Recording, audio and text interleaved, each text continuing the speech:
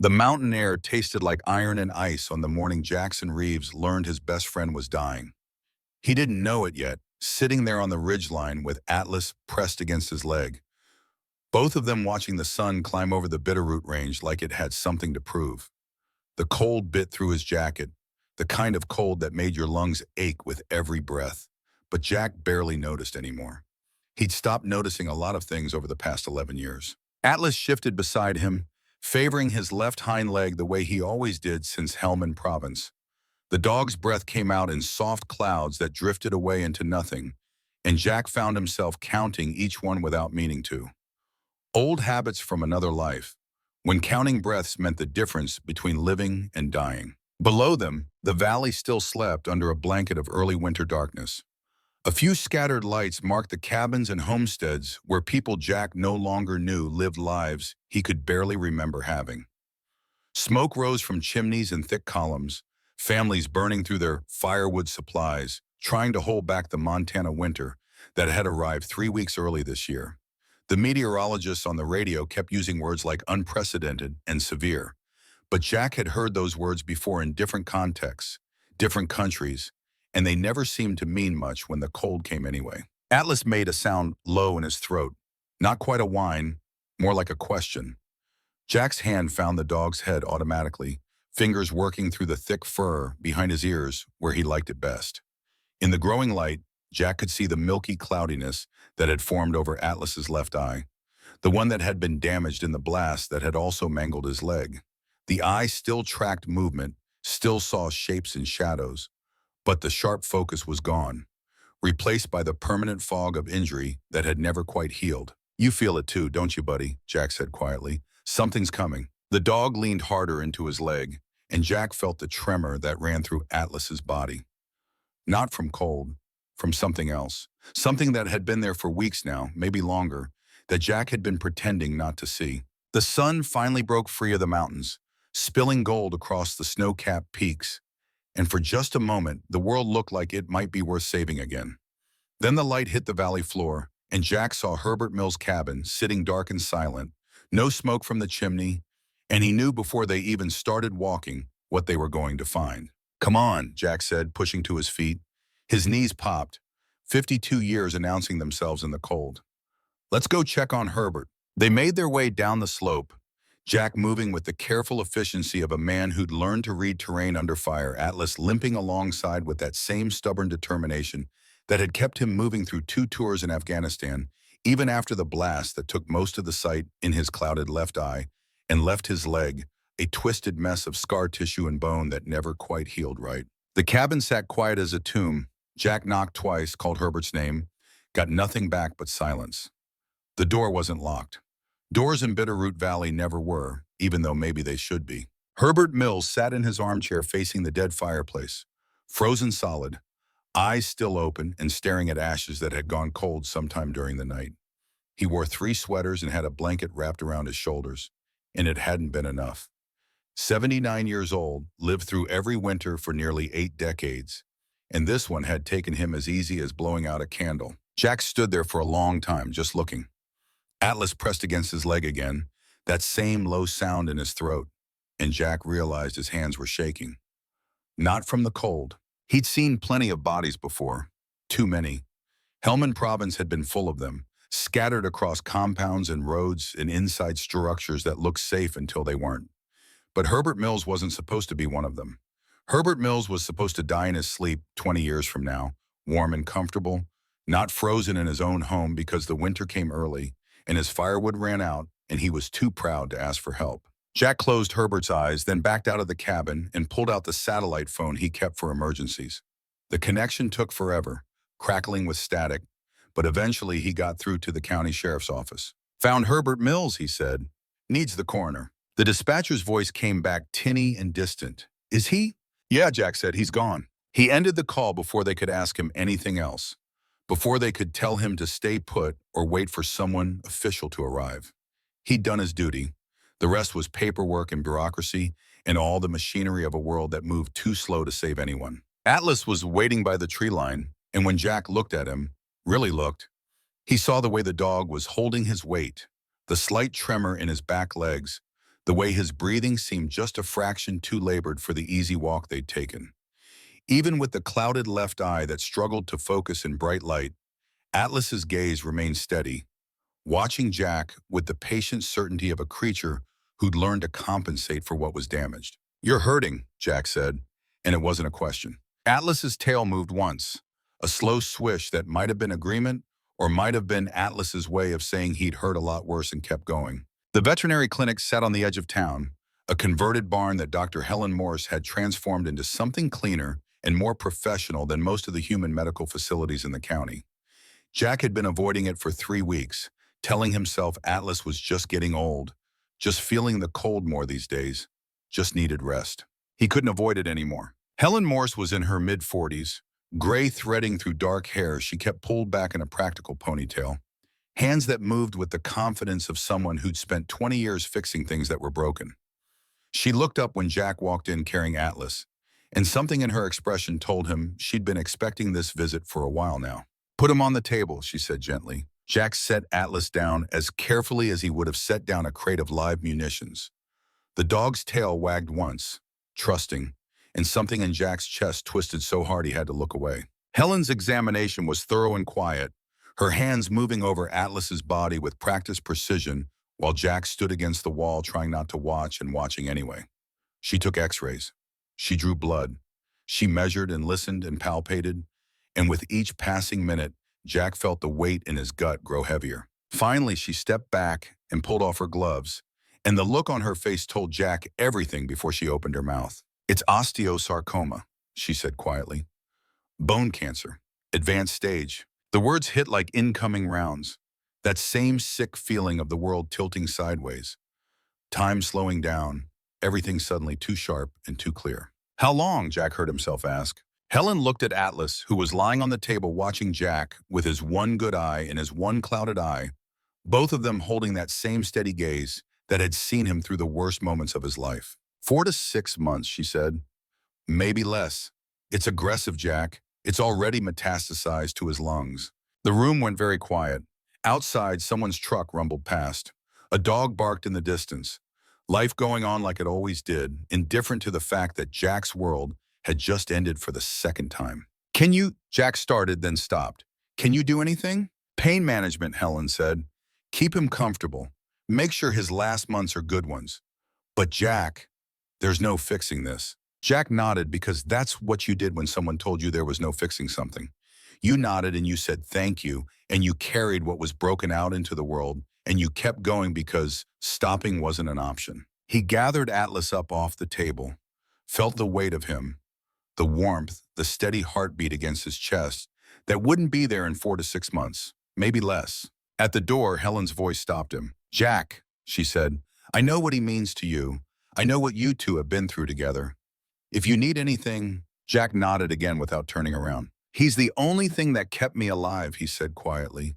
"The only thing that made me worth keeping alive." "Then make sure these months count," Helen said. "Make sure he knows." The drive back to his cabin took 15 minutes through winding mountain roads that Jack could have navigated blind.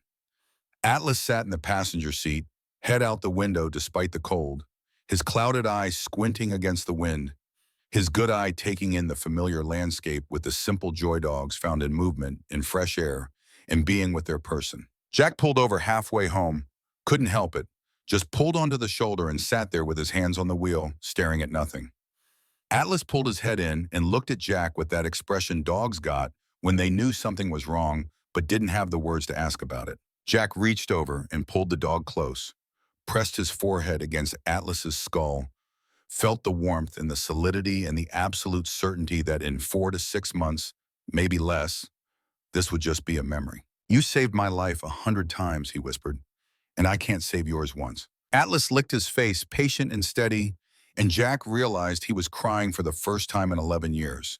Not since Hellman, not since he'd carried Atlas out of that collapsed tunnel with half the dog's blood soaking into his uniform and the screams of his team still echoing in his ears. He'd thought he was done crying, thought he'd used up all his tears in that desert watching good men die because he'd made a choice, because he'd picked the dog over the mission, because when the tunnel started coming down and there was only time to grab one thing, he'd grabbed Atlas. 12 men dead because of that choice. 12 families without fathers and brothers and sons because Jack Reeves couldn't leave his dog behind. The official inquiry had been polite about it. Failure to maintain command priorities in a crisis situation. Diminished capacity for strategic decision-making under stress. Recommended for immediate medical discharge with honor, which was the military's way of saying, "You're broken and we don't know how to fix you, so please just go away quietly." He'd gone away quietly, taken Atlas and driven until he found a place where nobody knew him, where nobody asked questions, where he could disappear into the woods and pretend the rest of the world didn't exist. Bitterroot Valley had seemed perfect for that. Small, remote, the kind of place where people minded their own business as long as you minded yours. He'd bought a piece of land halfway up the mountain, built a cabin with his own hands, found work as a timber surveyor that kept him in the woods and away from people. It had almost worked. He'd almost convinced himself he could live like this, quiet and small and alone except for Atlas, until the world forgot he existed. Then Herbert Mills died frozen in his chair, and Jack remembered that isolation only worked until it didn't, until the cold came for someone who couldn't fight it off alone. He wiped his eyes and put the truck back in gear. Atlas settled back into his seat, content now that whatever had upset Jack seemed to have passed. Dogs lived in the present. It was one of the things Jack envied most about them. The cabin was cold when they got back. Fire burned down to coals. Jack rebuilt it methodically the way he'd been taught in survival training, the way he'd done 1,000 times in 1,000 different places. Small kindling first, then larger pieces, building a structure that would catch and hold and burn steady. Atlas settled onto his bed by the fireplace, the old Marine Corps blanket Jack had carried home from his last deployment. The dog circled twice, that age-old ritual, then lowered himself down carefully, favoring the bad leg, the cancerous leg, the leg that was killing him from the inside out. Jack sat on the floor beside him and ran his hand along Atlas's flank, feeling the shape of ribs under fur, the steady rise and fall of breathing that wouldn't last. Couldn't last, not with cancer eating through bone and spreading to lungs. "You know what you did for me," he said quietly. "You know I was ready to die in that tunnel. Had my sidearm in my hand, one round left. Kept thinking about how easy it would be." Atlas's tail thumped once against the floor. "But you were still breathing," Jack continued. "Still fighting. Leg mangled, half blind with that clouded eye barely able to see, bleeding out, and you were still trying to crawl to me. Still trying to do your job." He closed his eyes, seeing it again. The tunnel collapsing, dust and darkness, and the terrible certainty that they were all going to die down there. The choice he'd made, grabbing Atlas instead of following protocol, instead of attempting to extract his team. The inquiry had been wrong about one thing. It wasn't diminished capacity. It wasn't failure to maintain priorities. It was absolute clarity. In that moment, with the world ending around him, Jack had known with perfect certainty that he couldn't leave Atlas behind. That whatever else happened, whatever else he failed at, or lost, or destroyed, he couldn't let his dog die alone in the dark. 12 men had paid for that clarity with their lives. "I don't know if that makes me a good person or a terrible one," Jack said. "Don't know if saving you was worth what it cost." Atlas shifted closer, pressing his head under Jack's hand, and Jack laughed, a sound with no humor in it. "Yeah, you'd say it was worth it. You're biased." The fire crackled and popped, throwing shadows across the cabin walls. Outside, the wind picked up, rattling through the pines, carrying the smell of snow that would come before morning. Jack had learned to read weather in Afghanistan, learned to feel it in his bones when something was coming, and his bones were telling him now that this winter was going to be bad. Herbert Mills wouldn't be the last one. The valley wasn't ready. Too many old folks living alone in cabins that barely held heat. Too many families burning through firewood faster than they could cut it. Too many houses built for normal Montana winters, not whatever this was shaping up to be. Jack thought about the thermal shelters he'd designed in Helmand, the underground complexes that could keep a team alive through temperature swings of 80 degrees. Thought about the principles of thermodynamics and airflow and earth insulation that he'd learned from combat engineers who'd learned from centuries of soldiers trying not to freeze to death. Thought about how none of it mattered because he was just one man with a dying mouth and a past he couldn't fix. Atlas made that sound again, the not quite whine. And when Jack looked down, the dog was watching him with an expression that was almost knowing, his good eye sharp and focused, his damaged eye following the movement as best it could. "What?" Jack said. "You got something to say about it?" Atlas pulled himself up, slow and careful, and limped to the door. Stood there waiting, tail moving in that patient way that meant he needed to go out. Jack led him out into the gathering darkness, watched him navigate the porch steps with the care of someone whose body was betraying them. The dog disappeared into the tree line, and Jack stood in the doorway breathing cold air and wondering how many more times he'd get to do this. Get to watch Atlas head out into the woods and wait for him to come back. 5 minutes passed, then 10. Jack was about to go looking when Atlas emerged from the shadows, but not from the direction he'd gone. The dog was coming from the north, from higher up the slope, and there was something different in the way he was moving. Not limping toward the cabin, moving with purpose towards something else. Atlas stopped at the edge of the clearing and looked back at Jack with both eyes. The good one and the clouded one, both focused on him with unusual intensity. Then the dog started up the slope again. Stopped. Looked back. The universal dog signal or follow me. Jack grabbed his flashlight and his jacket and followed. Atlas led him up through the pines, moving faster now despite the bad leg, like whatever he'd found was important enough to push through the pain. They climbed for 20 minutes, Jack's breath coming harder in the thin air, until Atlas stopped at a small clearing Jack didn't remember seeing before. The dog began digging, not the casual digging of a yawn bearing a bone, but focused, determined digging, throwing dirt back between his legs like he was trying to get to something specific. "Atlas, stop," Jack said. "You're going to hurt yourself."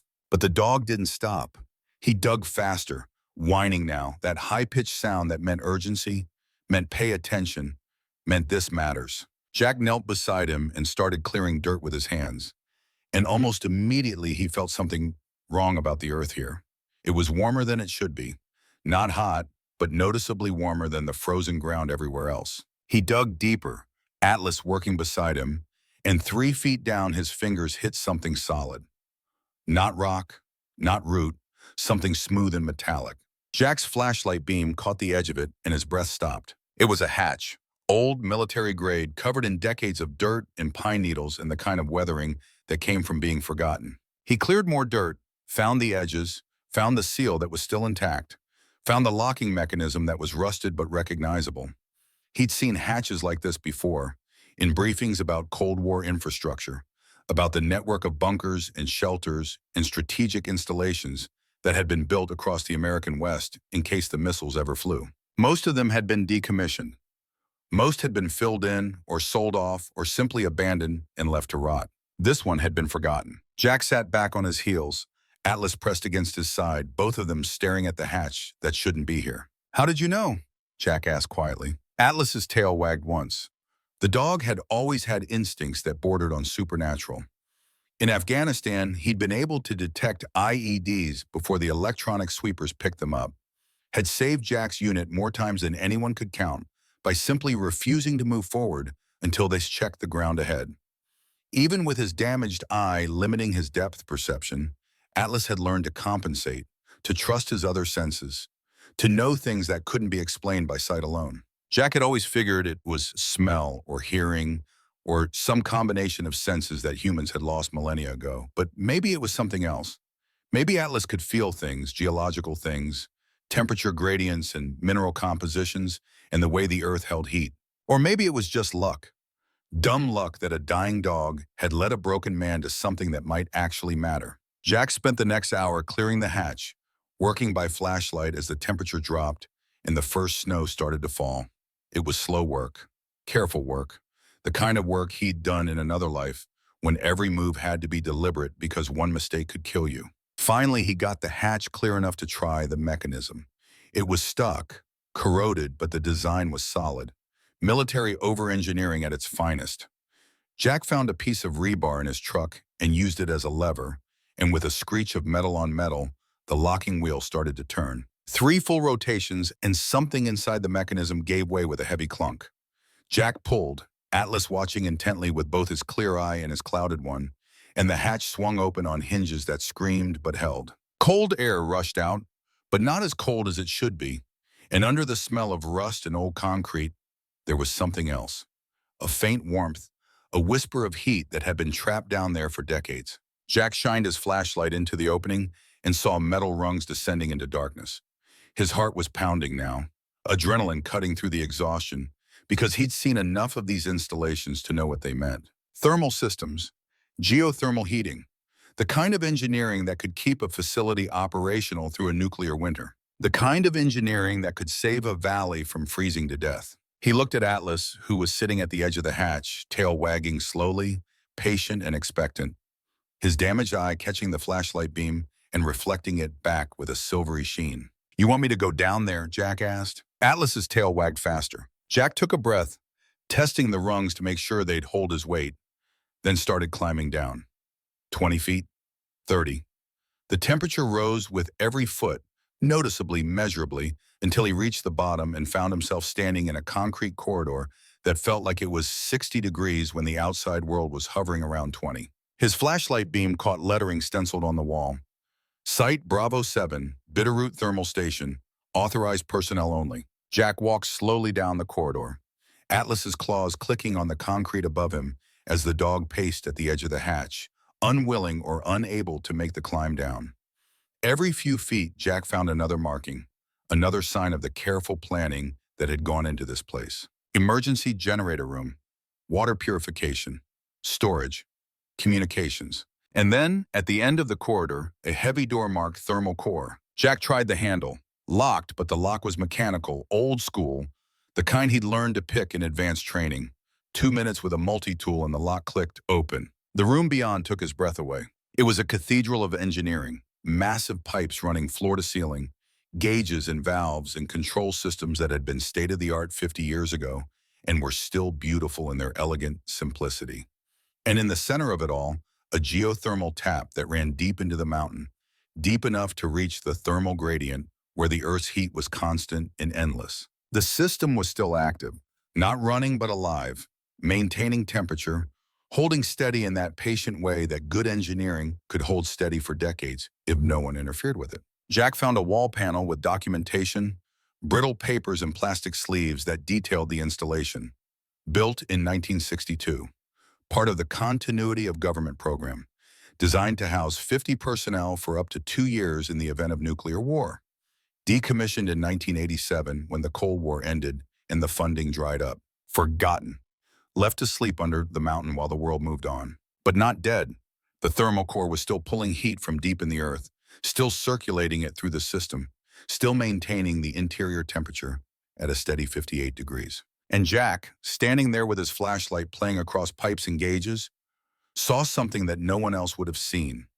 Saw the potential, saw the possibility, saw exactly how you could take this system and expand it, redirect it, use the principles of thermal stratification and natural convection to create something that could save lives. He'd designed something similar in Helmand, a multi-level shelter that used the natural temperature gradient of the Earth to create zones of different heat, warm at the top, cooler at the bottom, the whole thing working together to maintain survivable conditions with minimal fuel input. The terrain here was perfect for it. The slope of the mountain, the orientation toward the winter sun, the geological composition that Atlas had somehow sensed, that perfect combination of rock and soil that would hold heat and release it slowly. Jack ran the calculations in his head, the old training coming back, the skills he thought he'd buried along with everything else from that life. 5 levels, each one dug into the slope 8 feet higher than the one below. Connect them to the thermal core. Use the existing geothermal tap as the heat source. Let physics do the rest. Warm air rises, cold air sinks. Create a vertical shaft to channel the flow. Stack the rooms like a staircase and the temperature would climb naturally. Each level warmer than the last. The whole system self-regulating, self-sustaining, requiring nothing but the heat the Earth was already producing. It would work. He knew it would work. He'd done the math 100 times in Afghanistan, refined it, proven it. And then he'd gotten 12 men killed because he couldn't leave his dog behind. Jack closed his eyes and felt the weight of it again, the question that had haunted him for 11 years. Did the fact that he was good at something mean he had the right to use it? Did being able to design shelters that could save lives balance out the lives he'd failed to save? Atlas barked from above, a single sharp sound that echoed down the shaft. Jack looked up and saw the dog silhouetted against the night sky. stars visible beyond him, the first snow falling in soft flakes that wouldn't stop until morning. Even with his clouded eye and his damaged leg, Atlas stood proud, alert, certain. "You want me to build here?" Jack whispered, almost laughing at the absurdity and the clarity of it. Atlas barked again, tail lifting slightly. Jack stood and looked at the slope, the way a carpenter looks at raw lumber, the way a soldier surveys terrain that could turn the tide. All the scattered training, combat engineering, field shelter construction, mountain survival, clicked together in his mind like the pieces of a long-forgotten puzzle. A thought hit him hard. Maybe the earth could do what wood and stoves couldn't. Maybe a home carved into the ground could hold heat better than any cabin sitting on top of it. Maybe Harlan Pierce didn't have to die. Maybe no one else had to. Jack placed his glove on the hillside and leaned his weight into it. Beneath the thin top layer of frost, the soil felt dense, strong, like it had been waiting for him. 5 levels, he murmured to himself. A staircase in the mountain. Atlas circled around him at the edge of the hatch, excited now, pawing at the earth as if already helping shape the first steps, his damaged eye gleaming in the starlight alongside his good one. Jack knelt down, rested his forehead against Atlas's, and whispered, "You saved me once, buddy. Looks like you're about to save this whole valley." He stood back up and began pacing the slope, marking sections with broken branches, measuring distances with the practiced eye of a man who'd built defenses under fire. The idea sharpened with every step. Rooms stacked into the earth, each one deeper and warmer than the last, with the geothermal core feeding heat from below. It would take weeks, maybe months. The valley would laugh at him just like they always did, but he didn't care. He wasn't doing this for their approval. He was doing it because doing nothing had killed a good man. He was doing it because the mountain itself seemed to offer a solution no one else could see. And because Atlas, faithful, wounded, unyielding Atlas, had led him straight to the one place where hope had survived the cold. Jack drew in a breath, long and steady.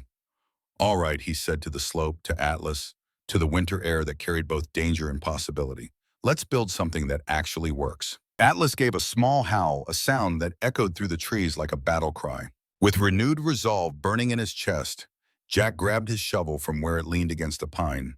The metal was freezing against his glove, but his hands felt steady for the first time in weeks. He plunged the blade into the mountain. Snow broke, earth shifted, and with that first scoop of dirt, Jackson Reeves began building the shelter that would change everything.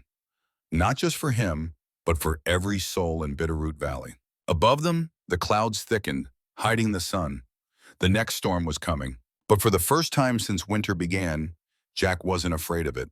He was building a way through it, and he wasn't building alone. The morning of the funeral, Reverend Thomas Gray stood at the front of the Bitterroot Valley Community Church and talked about Herbert Mills like he was a good man who'd lived a good life, which was true enough as far as it went. The church was maybe half full, which was more than Jack expected, given that Herbert had outlived most of his friends and he alienated the rest with his stubborn refusal to accept help from anyone. Jack sat in the back row with Atlas at his feet, both of them trying to be invisible. It didn't work. People kept glancing back at them, whispers running through the pews like current through water. "That's him. That's the one who found Herbert. I heard he lives up on the ridge like some kind of hermit. Wasn't he military? Something happened overseas. They say he talks to that dog like it's a person. Probably not right in the head after what he's been through." Jack focused on the Reverend's voice and tried to ignore the rest. Thomas Gray was 68 years old, white-haired and soft-spoken, a Vietnam veteran who'd come home and found God and spent the next 40 years trying to help other broken soldiers do the same. He was one of the few people in the valley who'd never looked at Jack with pity or fear or that careful distance people kept from things they didn't understand. After the service, as people filed out into the cold, Thomas caught Jack's arm. "Walk with me a minute." They went around to the back of the church where Thomas kept a small garden that was sleeping under snow now, waiting for spring. Atlas followed, sniffing at fence posts and marking territory like the world wasn't ending one day at a time. "I heard you took Atlas to see Helen," Thomas said. Jack nodded. "I'm sorry," the Reverend said, and he meant it. "You two have been through a lot together." 4 to 6 months, Jack said, maybe less. Thomas was quiet for a moment, watching Atlas investigate a bird feeder, the dog's clouded left eye squinting against the bright snow, his good eye tracking every detail. "What will you do?" he asked finally. Jack thought about the plans rolled up in his truck. Thought about the hatch on the mountainside and the thermal core sleeping underneath. Thought about the calculations that wouldn't leave his head, the design that wanted to be built. Something stupid, probably, he said. Thomas smiled faintly. That's usually when the most important things get done. Jack looked at him. You were a chaplain, right? In Vietnam? For my sins, Thomas said. Saw a lot of young men die. Saw a lot of young men come home wishing they had. Did you ever? Jack stopped, not sure how to ask the question. Did you ever have to choose between saving one person or saving many? Thomas's expression went distant, remembering things he probably wished he could forget. Every day, he said quietly. Every single day. And you know what I learned, Jack? There's no right answer. You make the choice you can live with, and then you live with it. And if you can't live with it, then you find a way to make it mean something. You find a way to turn the guilt into purpose. Jack watched Atlas, who had found a patch of snow that smelled interesting and was investigating it with the focus of a dog who still believed the world held mysteries worth solving, compensating for his limited vision with his other heightened senses. I'm going to build something, he said, up on the ridge, a shelter, using geothermal heat. It's probably crazy. Probably, Thomas agreed. Why are you doing it? Jack thought about Herbert Mills frozen in his chair, thought about the winter that was coming and all the people who wouldn't survive it. Because Atlas found something, he said. Because I know how to build it. Because if I don't, more people are going to die. Thomas nodded slowly. And because you need to prove you can still save people. Jack didn't answer, didn't need to. You know they'll laugh at you, Thomas said. Call you paranoid, call you broken. They'll say you're building it because you can't handle being around people. Because the war messed you up. Because you've lost touch with reality. I know, Jack said. And you're going to do it anyway. Jack looked at the Reverend. If it works, it could save lives. If it doesn't, at least I tried. Thomas put a hand on Jack's shoulder. Then I'll pray for you. And I'll help however I can. You believe me? That it could work? No, Thomas said honestly. I think it sounds insane. But I've learned to trust when a man gets that look in his eyes. The look that says he's found his mission again. You've been dead inside for 11 years, Jack. Whatever this is, it's got you breathing again. That's worth something. Atlas barked once, ready to move on, ready for whatever came next. They walked back to the truck together, and as Jack opened the door for Atlas to jump in, Thomas called after him. Jack, when you start building, let me know. I'll spread the word to anyone who wants to listen. They won't want to listen, Jack said. Probably not, Thomas agreed. But I'll tell them anyway, and when winter really hits, when the power goes out and the firewood runs low and people start getting desperate, they'll remember there's a crazy veteran on the ridge who built something impossible, and they'll come asking for help. Jack thought about that, thought about the people who whispered about him, who crossed the street when they saw him coming, who treated him like he was dangerous or damaged or both. Why would you help me? He asked. You barely know me. Thomas smiled. Because I was you once. Came home from a war, couldn't figure out how to be human again. Spent 10 years drunk and angry and alone. Then someone gave me a chance to be useful again, and it saved my life. He looked at Atlas, the dog's clouded eye and scarred leg evident in the afternoon light. Besides, he said, any man who'd give up 12 lives for his dog is either the worst person in the world or the best. I figure you've spent 11 years thinking you're the worst. Maybe it's time to find out if you might be the best. Jack drove home with those words sitting heavy in his chest. Heavier even than the plans for the shelter. Heavier than the knowledge that Atlas was dying. Heavier than anything except the memory of 12 men screaming in a tunnel that was collapsing around them. Maybe it was time to find out. Maybe that's what these last months with Atlas were supposed to be about. Not saying goodbye, but proving that the choice Jack made in that tunnel, the choice to save his dog instead of following orders, wasn't the choice of a coward or a madman. Was the choice of a man who understood that sometimes love matters more than duty, and sometimes the thing you save is the thing that saves you back. He pulled up to his cabin and sat there for a moment, engine ticking as it cooled, Atlas waiting patiently in the passenger seat, his good eye watching Jack, his damaged eye following the movement as best it could. Tomorrow, Jack said. Tomorrow we start digging. Atlas's tail thumped against the seat. And when they come laughing, when they come with their cameras and their judgment and their absolute certainty that we've lost our minds, we just keep digging. Another thump, because you found something worth building. Buddy, and I'm going to build it. I'm going to build it right. And when you're gone, when I'm alone again, at least I'll know that the last thing we did together mattered. Jack reached over and scratched behind Atlas's ears, feeling the warmth of him, the solid reality of a friend who'd never doubted him, never questioned him, never looked at him like he was broken. 4 to 6 months to build a shelter that could outlast them both. 4 to 6 months to prove that Jack Reeves could still do the job he'd been trained to do. 4 to 6 months to make peace with a choice made in darkness and blood and the terrible mathematics of who lives and who dies. It would have to be enough. That night, Jack spread the plans out on his floor and studied them by lamplight while Atlas slept nearby, the dog's breathing steady despite the pain that was already building in his bones. Every line was precise, every measurement calculated, every detail checked and rechecked because, in his previous life, mistakes got people killed. 5 levels carved into the mountain. The bottom level at ground height, 14 feet wide and 12 feet deep. Then the second level, 8 feet higher up the slope, connected by rough-cut stairs. Third level, 8 feet higher still. Fourth, fifth, each one smaller than the last, each one tapping into the thermal gradient, each one warmer than the level below. The thermal core feeding from beneath, the vertical shaft channeling airflow, the whole system working together like a living thing, breathing in cold air and breathing out warmth. It was beautiful, elegant, the kind of design that felt inevitable once you saw it, like it had always been there waiting to be discovered. Jack had designed it in Helmand Province during the long nights when sleep wouldn't come, and the only way to keep the demons quiet was to keep his mind occupied. He'd refined it, perfected it, built scale models from scrap wood, and tested them in conditions that approximated the wild temperature swings of the Afghan desert. And then he'd built the real thing, a shelter that could house 20 men through nights that dropped to freezing and days that climbed past 120 degrees. It had worked perfectly, right up until the day it became a tomb. Jack closed his eyes and he was back there, back in the tunnel, the ceiling groaning overhead, dust raining down, the terrible certainty that they had maybe seconds before the whole thing came down. Atlas had been hit by shrapnel, bleeding from a dozen wounds, his legs shattered, his eye damaged, and weeping blood, barely conscious. The rest of the team was deeper in, cut off by a cave-in, shouting for help Jack couldn't give because he was too far away and the tunnel was coming apart too fast. 20 men in the shelter, 12 in the tunnel, Atlas bleeding out at Jack's feet. The choice should have been easy. Leave the dog, save the men, but Jack's hands wouldn't let go. His body wouldn't move toward the tunnel.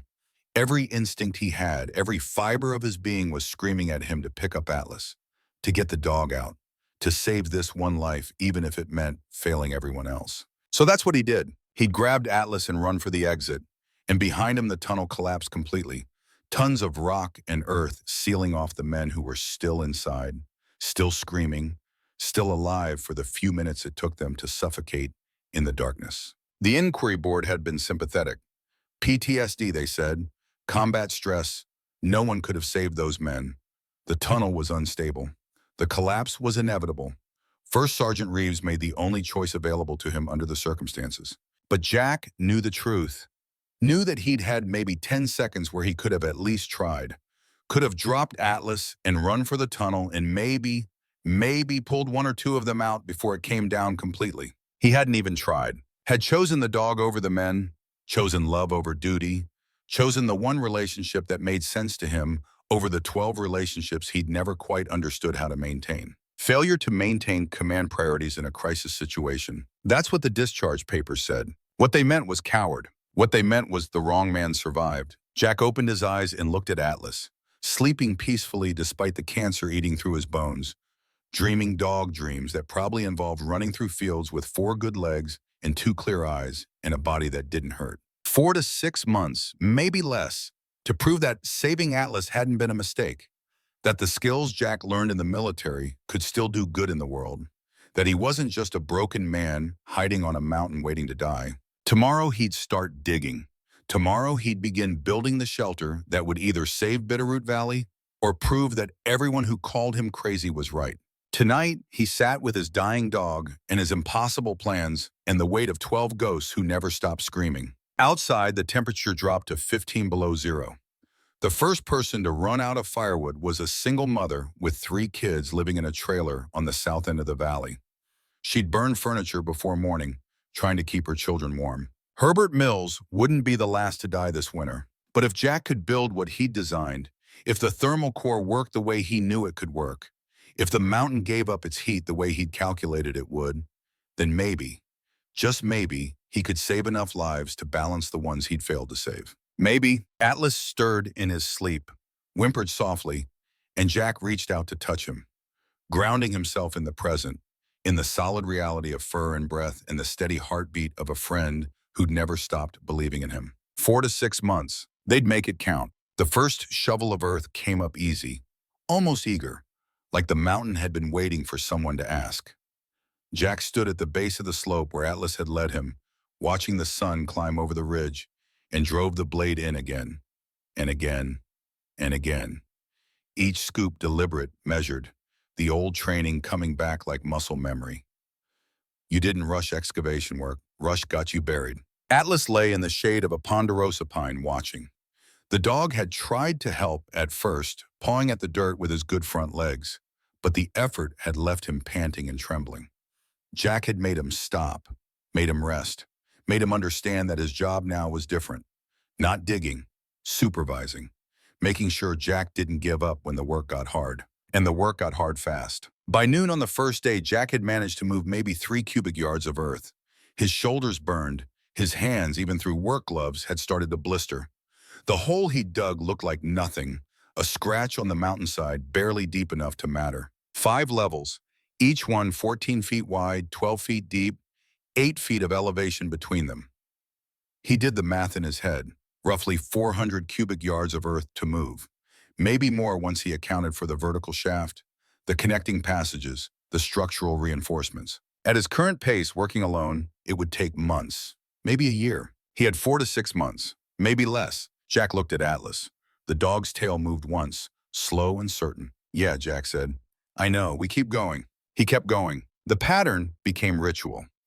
Up at dawn, work until the light failed, eat something cold from a can, sleep hard and dreamless. Wake and do it again. The hole grew deeper by inches, then feet.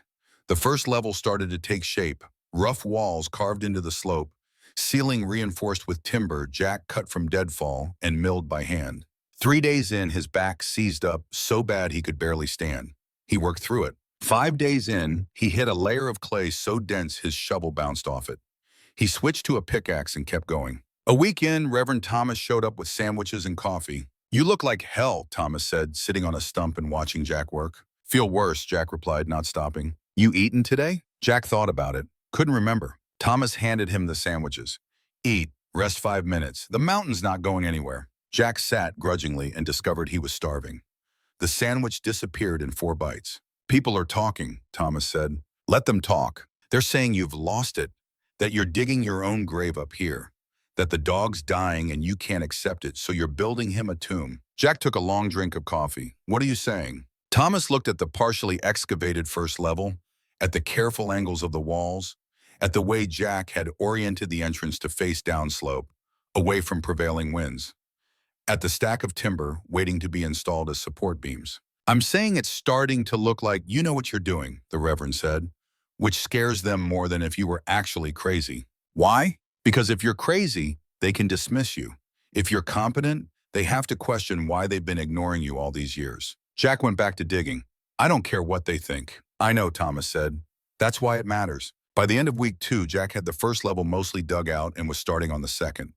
The work had developed a rhythm. Dig, haul, dig, haul. The pile of excavated earth grew into a small mountain of its own, which Jack carefully distributed down the slope to avoid erosion. Atlas watched it all. The dog moved less now, slept more, but every morning when Jack came out to start work, Atlas was there, waiting, tail moving, ready for another day. On day 15, Bill Carver showed up with 2 younger men Jack recognized from town. Trevor and Mason, both in their 20s, both carrying expensive cameras. Jack straightened from his digging, wiped sweat from his face, said nothing. Bill grinned, but it wasn't friendly. Heard you were building something up here, Reeves. Wanted to see for ourselves. Well, Jack said, you've seen it. You can go now. Bill laughed. Come on, man. What is this? Some kind of bunker? You preparing for the end times? It's a shelter, Jack said. Thermal shelter. 5 levels, self-regulating heat system. Trevor had his phone out filming. "This is gold," he muttered to Mason. "This is absolutely gold." Bill walked closer, inspecting the rough walls of the first level. 5 levels. Jesus, you know how crazy that sounds? Physics doesn't care if it sounds crazy, Jack said. Warm air rises. Cold air sinks. Stack the rooms vertically and you create natural convection. Connect them to a geothermal heat source and you get sustainable warmth with minimal fuel input. Bill stared at him. "You're serious." "I'm serious. And you think this will work?" "I know it will work," Jack said. "I've built this design before." In Afghanistan, Bill's voice had an edge now. "The shelter that collapsed, the one where your team died." Jack's hands tightened on the shovel.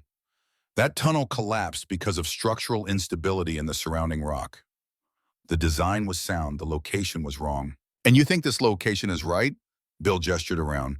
"Based on what? A hunch? A feeling?" "Based on a geothermal survey I did with equipment I built from salvage," Jack said, voice flat. "Based on thermal gradient measurements. Based on soil composition analysis. Based on 20 years of combat engineering experience. Based on your dog digging a hole," Trevor said, still filming. Jack looked at Atlas, who was watching the exchange with ears forward, body tense. "Yeah," Jack said. "That too. He found the thermal anomaly. Led me right to it. Dogs can sense things we can't." Bill shook his head, grinning wider. "Man, you're too perfect. This is exactly what people said. The crazy vet who talks to his dog like it's a person, who thinks he's building some kind of magic shelter that defies the laws of nature." "It doesn't defy the laws of nature," Jack said quietly. "It uses them." Bill pulled out his own phone. "Do me a favor, explain it one more time. For the camera, tell everyone how your dying dog led you to this magic dirt, and now you're digging a 5-story hole in the ground because physics." Jack looked at the camera, looked at Bill's mocking grin, looked at Trevor and Mason recording every word. He could refuse, could tell them to leave, could maintain his privacy, his isolation, his carefully constructed wall between himself and a world that didn't understand him. Or he could tell the truth and accept what came with it. He chose truth. "Geothermal heat is constant," Jack said, looking directly at the camera. "At any given depth, the Earth maintains a steady temperature year-round. Tap into that, and you have an endless heat source. Build a structure that captures and channels that heat using natural convection, and you create a self-sustaining thermal environment. It's not magic, it's thermodynamics. It's geology, it's engineering that's been around since the Romans. And your dog found this for you," Bill said. "My dog has better instincts than most people I've met," Jack said. "He found an underground installation from the Cold War, a geothermal tap that's been running for 60 years. I'm building a shelter that connects to it. When this winter gets bad, and it's going to get bad, this shelter will keep people alive." Bill laughed outright. "You think people are going to come up here? To a hole in the ground dug by a guy who talks to his dog?" "I think when it's cold enough," Jack said, "people stop caring about their pride." Bill shook his head, still grinning. "We'll see about that. Come on, guys. We got what we needed." They left laughing. Jack heard them all the way down the trail. Heard Trevor say, "This is going to be huge," and Mason reply, "Viral gold, man. Absolutely viral." Jack went back to digging. Atlas limped over and pressed against his leg. "They think we're crazy, buddy," Jack said. The dog's tail moved once. "Yeah," Jack said. "I know. Crazy's just another word for seeing what other people can't." 3 days later, Trevor's video went live. Jack only knew because Reverend Thomas showed up with his laptop, insisting Jack watch it. The video had been edited well, Jack had to admit. Slick cuts between shots of him digging, close-ups of his dirt-covered face as he explained thermodynamics, footage of Atlas lying in the shade, and over it all, Trevor's mocking narration. Local veteran Jack Reeves, suffering from PTSD, has spent the past 3 weeks digging what he calls a thermal shelter into the side of a mountain. He claims his dog, a 7-year-old Malinois with cancer, led him to a magical spot where the earth will heat his 5-story hole in the ground. When asked for proof, Reeves cited physics in the Roman Empire. The video has been viewed by over 300,000 people and counting. The comments were worse. "This is what PTSD looks like. Someone get this man help before he hurts himself. The dog is smarter than he is. Tax dollars paid to train this psycho. Should be in a padded room, not playing in the dirt. My favorite, at least when he freezes to death in his hole, the grave's already dug." Jack closed the laptop. That's enough. Thomas looked at him carefully. You okay? Jack thought about it. Thought about the mockery, the jokes, the absolute certainty in those comments that he was broken beyond repair, that nothing he built could possibly work, that he was a danger to himself and others. I'm fine, Jack said. They're wrong. They'll see they're wrong. Until then, I've got work to do. And he did. The video made it worse for a few days. Cars drove slowly past the access road to his property, people gawking, taking pictures. Someone spray-painted psycho on his mailbox. He got 3 calls from county social services asking if he needed mental health support. He ignored all of it and kept digging. By week 4, he had levels 1 and 2 complete and was halfway through level 3. The work had transformed him. 20 pounds lighter, hands like leather, muscles he'd forgotten he had, making themselves known. He moved with the efficiency of a machine, every motion practiced, every ounce of effort directed toward moving earth and shaping structure. Atlas grew weaker. The dog could no longer make it up to the work site under his own power. Jack started carrying him. Every morning he'd scoop up all 70 pounds of dying Malinois and haul him up to the pine tree where Atlas could watch the work without overexerting himself. Every evening he'd carry Atlas back down. The dog never complained, just settled into Jack's arms with that same patient trust, that same certainty that wherever Jack was taking him was exactly where he needed to be. On day 28, Dr. Helen showed up unannounced. Jack, she called out, we need to talk. He stopped digging. We? She climbed up to where Atlas lay. The dog's tail moved weakly when he saw her. She knelt beside him, ran her hands over his body with professional care, checked his eyes, his gums, his breathing. When she stood, her expression was grim. He should be in hospice care, she said. The pain must be excruciating. I can give you stronger medication, but Jack, it's time to start thinking about making him comfortable, about letting him go with dignity. Jack drove the shovel into the ground. No, he's not ready, Jack said. We're not done yet. Done with what? Helen's voice rose. Digging a hole? Jack, he's suffering. Every breath is painful. His quality of life is gone. His quality of life is being with me, Jack said. Doing the work. That's what he's always done. That's who he is. The day I put him down because I decided he was suffering too much, that's the day I take away the only thing he has left. Helen looked at the partially completed shelter. And when this is done, when the hole is dug and Atlas is too weak to watch anymore, what then? Then we test it, Jack said. Then we prove it works. Then we save some lives, and then I'll let him go. But not before. Not when we're this close. Close to what? To proving that the choice I made 11 years ago, Jack said, voice rough, wasn't a complete waste. That saving his life led to something that mattered. Helen was quiet for a long moment. Then she opened her medical bag and pulled out 3 bottles of pills. These are stronger, she said. 1 pill every 6 hours. They'll help with the pain. But Jack, he has weeks at most, maybe days. Don't wait too long to say goodbye. She left. Jack gave Atlas the first pill with a piece of beef jerky, then went back to digging. Week 5 brought the first real setback. Jack had completed level 3 and was starting to carve out level 4 when his shovel hit something that wasn't rock, wasn't root, wasn't clay.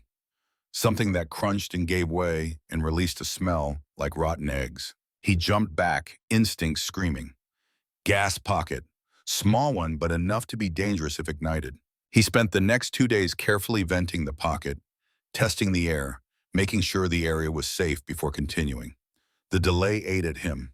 Every day mattered. Every day Atlas got weaker. But rushing got you killed. He'd learned that lesson the hard way. By week 6, the structure was really taking shape. 4 levels complete, each one connected by rough-cut stairs, each one positioned exactly 8 feet higher than the one below. The vertical shaft ran through the center, 32 feet of carefully excavated channel that would allow air to circulate freely between levels. Jack built the hearth for the fire in level 1, lining it with river stones he hauled up from the creek. Built the support beams from lodgepole pine, fitted and notched to bear the weight of earth and snow. Built the doors from timber he'd milled, hung them on salvaged hinges, sealed the gaps with strips of rubber cut from old tires. Every piece had a purpose. Every choice had a reason. Nothing was wasted. Nothing was arbitrary. It was the kind of building he had done in Afghanistan, where materials were scarce and mistakes were fatal, and the only thing you could trust was physics and your own hands. Reverend Thomas came by once a week with food and supplies. Never stayed long, never asked if Jack needed help, just left what was needed and drove away, respecting the work, respecting the solitude. On week 7, Jack woke to find Atlas couldn't stand. The dog was conscious, alert, but his back legs wouldn't support his weight. The cancer had progressed to his spine. Jack carried him up to the work site, settled him on his blanket, and worked with tears streaming down his face that he didn't bother to wipe away. Dug faster, harder, pushing through the pain in his shoulders and back and hands, pushing through the exhaustion that had become his constant companion. By evening, Atlas still couldn't stand. Jack carried him back to the cabin, fed him by hand, gave him the pain medication, and sat with him through the night, watching the dog's chest rise and fall, counting breaths again, wondering how many were left. In the morning, Atlas's tail moved when Jack woke. "Come on, buddy," Jack whispered. "One more day. Just give me one more day." He carried Atlas to the site. The dog watched from his blanket while Jack dug level 5, the smallest and highest chamber, barely 10 feet across, carved deep into the slope like a cave in the earth. "This is the last one," Jack said, working steadily. "After this, we build the vertical shaft connections. Then we test it." Atlas's tail moved weakly. Then we proved them all wrong. Week 8, day 53.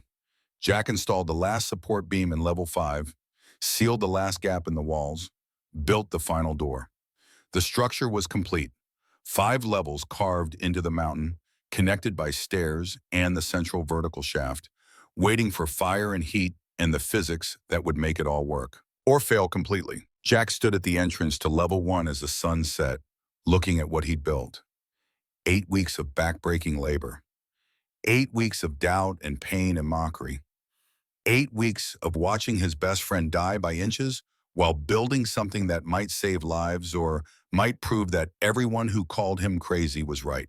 Tomorrow, he'd test it. Tomorrow, he'd find out if thermodynamics worked the way he'd calculated, if the geothermal core would feed enough heat, if the vertical shaft would channel air properly, if any of it was more than a dying man's delusion built in a hole in the ground. He carried Atlas down to the cabin one more time. The dog couldn't eat solid food anymore. Jack mixed the pain medication into broth and hand-fed him, talking quietly about the test tomorrow, about what they'd built together, about what it would prove. Atlas fell asleep in Jack's lap, breathing shallow but steady. Jack didn't sleep, just sat there holding his dog, feeling the warmth of him, knowing that tomorrow would tell him if the last 11 years had led to something meaningful, or if he really was just a broken man who'd chosen wrong and kept choosing wrong. Dawn came cold, 22 degrees Fahrenheit and falling, the first real cold snap of the season. Perfect conditions for a test. Jack carried Atlas up to the site, settled him on his blanket in level 3, where the dog could be warm no matter what happened. Then he went down to level 1, to the stone hearth he'd built, and started the fire. Kindling first, then larger pieces, then logs. He fed it carefully, building it up until it was burning strong and steady, heat radiating out into the chamber. Then he waited. 30 minutes.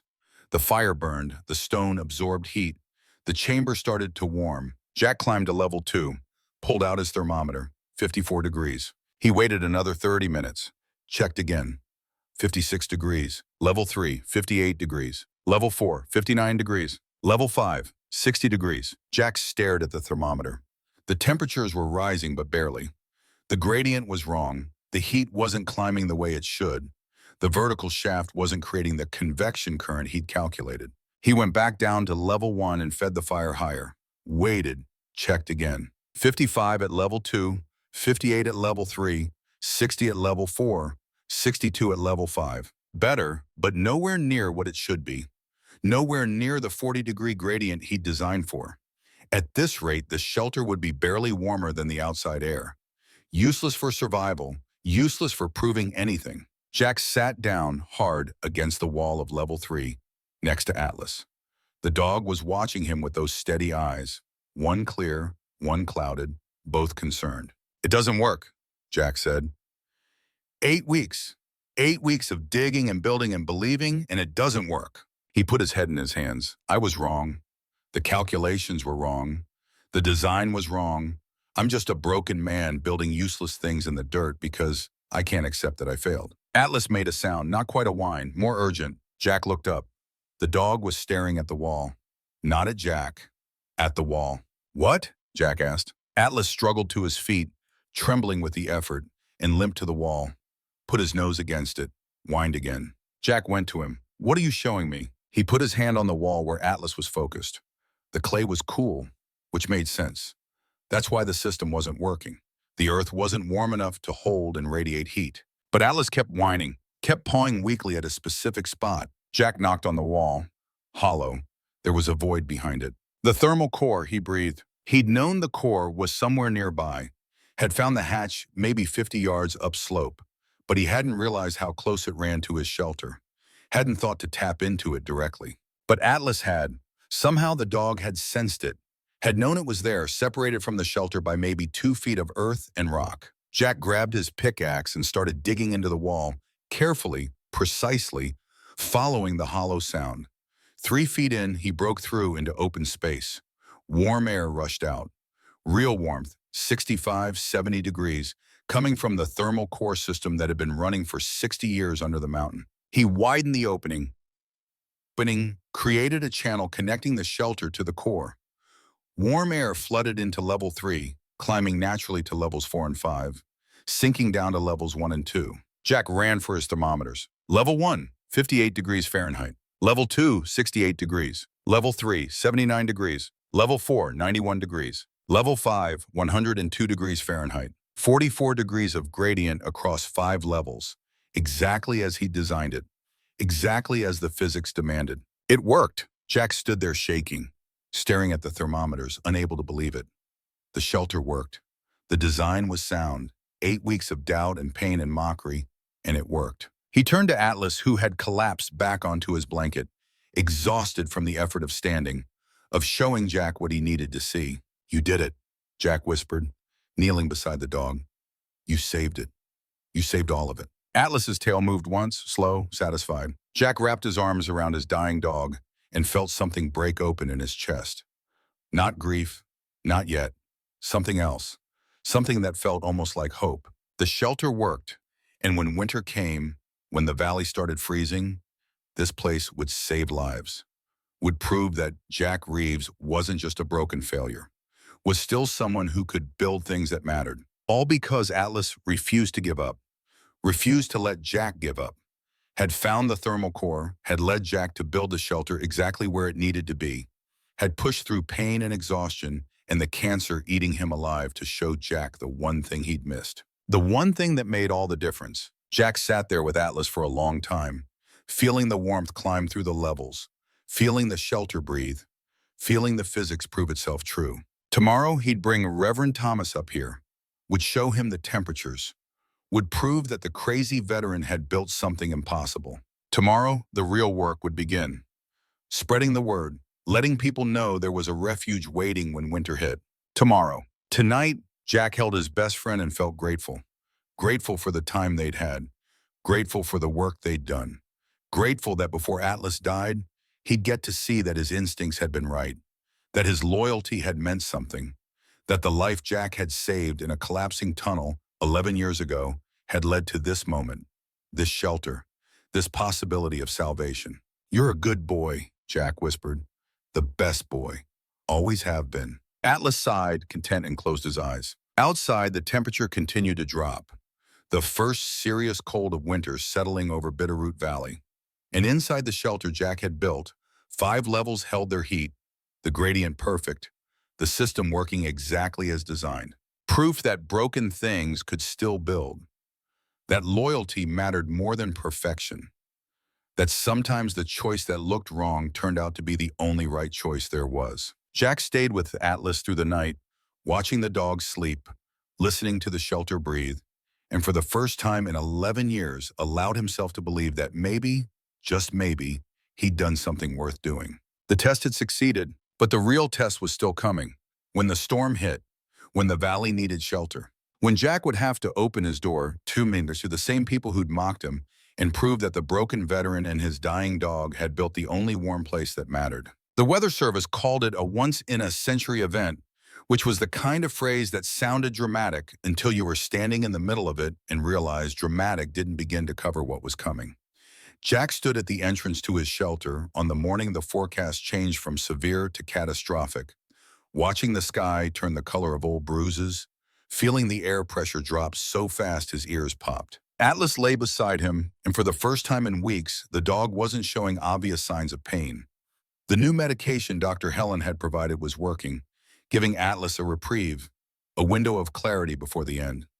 The dog sat tall and alert, every muscle tensed, staring at the horizon like he could see something Jack couldn't. "You feel it too," Jack said quietly. The dog's ears went flat against his head. A low whine escaped his throat, the kind of sound he used to make in Afghanistan when mortars were incoming, when danger was close enough to taste. Jack checked his watch. 11 in the morning. The storm was supposed to hit around 6 that evening, which gave him 7 hours to make sure everything was ready. 7 hours to test a system he'd built with his own hands based on calculations he'd done in his head and faith he didn't entirely have. He went back inside and lit the fire in the bottom chamber for what he told himself would be the final test, but what felt more like a prayer.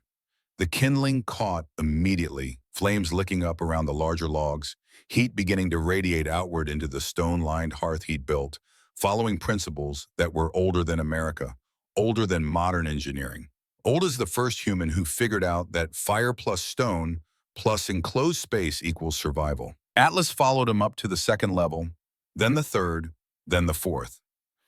At each stop, Jack checked the thermometer he'd hung on the wall, watching the mercury climb as the system he'd designed started doing what it was supposed to do. Bottom level, 58 degrees Fahrenheit. Second level, 64. Third level, 71. Fourth level, 83. And when they reached the fifth level, the small chamber at the very top that was barely more than a cave carved into the mountain, the thermometer read 102 degrees. Jack stood there staring at that number, feeling something crack open in his chest. Not quite hope, not quite vindication, something bigger and more fragile than either. "It works," he whispered. Atlas barked once, sharp and proud, like he'd known all along. The system Jack had designed in the darkness of his grief, had built with hands that shook from exhaustion and doubt, had tested and retested and modified based on failures that nearly broke him, was functioning exactly as the physics said it should. Warm air rising through the vertical shaft, cool air sinking to the bottom, each level capturing and holding a different temperature band. The whole thing self-regulating, self-sustaining, powered by nothing but the fire below, and the geothermal heat seeping up from the thermal core he'd tapped into. 58 degrees at the bottom, 102 at the top, a 44-degree gradient across 5 levels, each one warmer than the last, each one a different sanctuary for different needs. Jack ran the numbers in his head again, checking his work the way he'd been trained to check demolition calculations where one mistake meant people died. The math held. The physics held. The whole impossible structure he'd carved into this mountain was holding. For the first time in 6 weeks, Jack allowed himself to believe that maybe, just maybe, he'd built something that could actually save lives. Atlas nudged his hand, and when Jack looked down, he saw the dog was watching him with an expression that was almost knowing. Almost like Atlas understood what this meant, what it proved. That Jack Reeves wasn't just the man who'd chosen a dog over his team, wasn't just the coward who'd run when he should have fought, wasn't just broken and useless and hiding from a world that had no place for him, was still a combat engineer who knew how to read terrain and calculate loads and build structures that could stand against impossible odds, was still a Marine who'd been trained to save lives under fire, was still someone who could do the job when it mattered most. Jack knelt down and wrapped his arms around Atlas, feeling the warmth of the dog's body, the steady heartbeat, the absolute trust that had never wavered even when Jack's faith in himself had crumbled to nothing. "We did it, buddy," he said quietly. "We actually did it." Atlas licked his face once, patient and certain, and Jack realized he was crying again. Not from grief this time, from something else, something he'd thought he'd lost forever in a collapsed tunnel on the other side of the world. Pride. They made their way back down to the bottom level, Atlas moving carefully now. The medication giving him mobility, but not strength. The cancer still there, still waiting. Jack watched him navigate the rough-cut stairs and felt his throat tighten. 4 to 6 months, maybe less. That's what Dr. Helen had said back in October. They were nearly 3 months into those 6 now. 3 months of building and testing and failing and trying again. 3 months of Atlas standing beside him through every setback, every moment of doubt, every night when Jack wanted to give up. 3 months closer to the end. But today, right now, in this moment, they had a shelter that worked, had built something impossible, had proven that the design was sound and the calculations were right, and maybe, just maybe, Jack Reeves still had something to offer the world. The afternoon wore on and the sky continued to darken. Jack went through his checklist one more time, the old military habits coming back like muscle memory. Firewood stacked and protected from moisture. Water supply verified. Emergency supplies positioned in each level. Ventilation shafts clear. Structural integrity confirmed. Everything ready. Everything except the people who would need it. Jack stood at the entrance looking down at Bitterroot Valley, watching smoke pour from chimneys as families burned through their wood supplies, trying to stay ahead of the cold.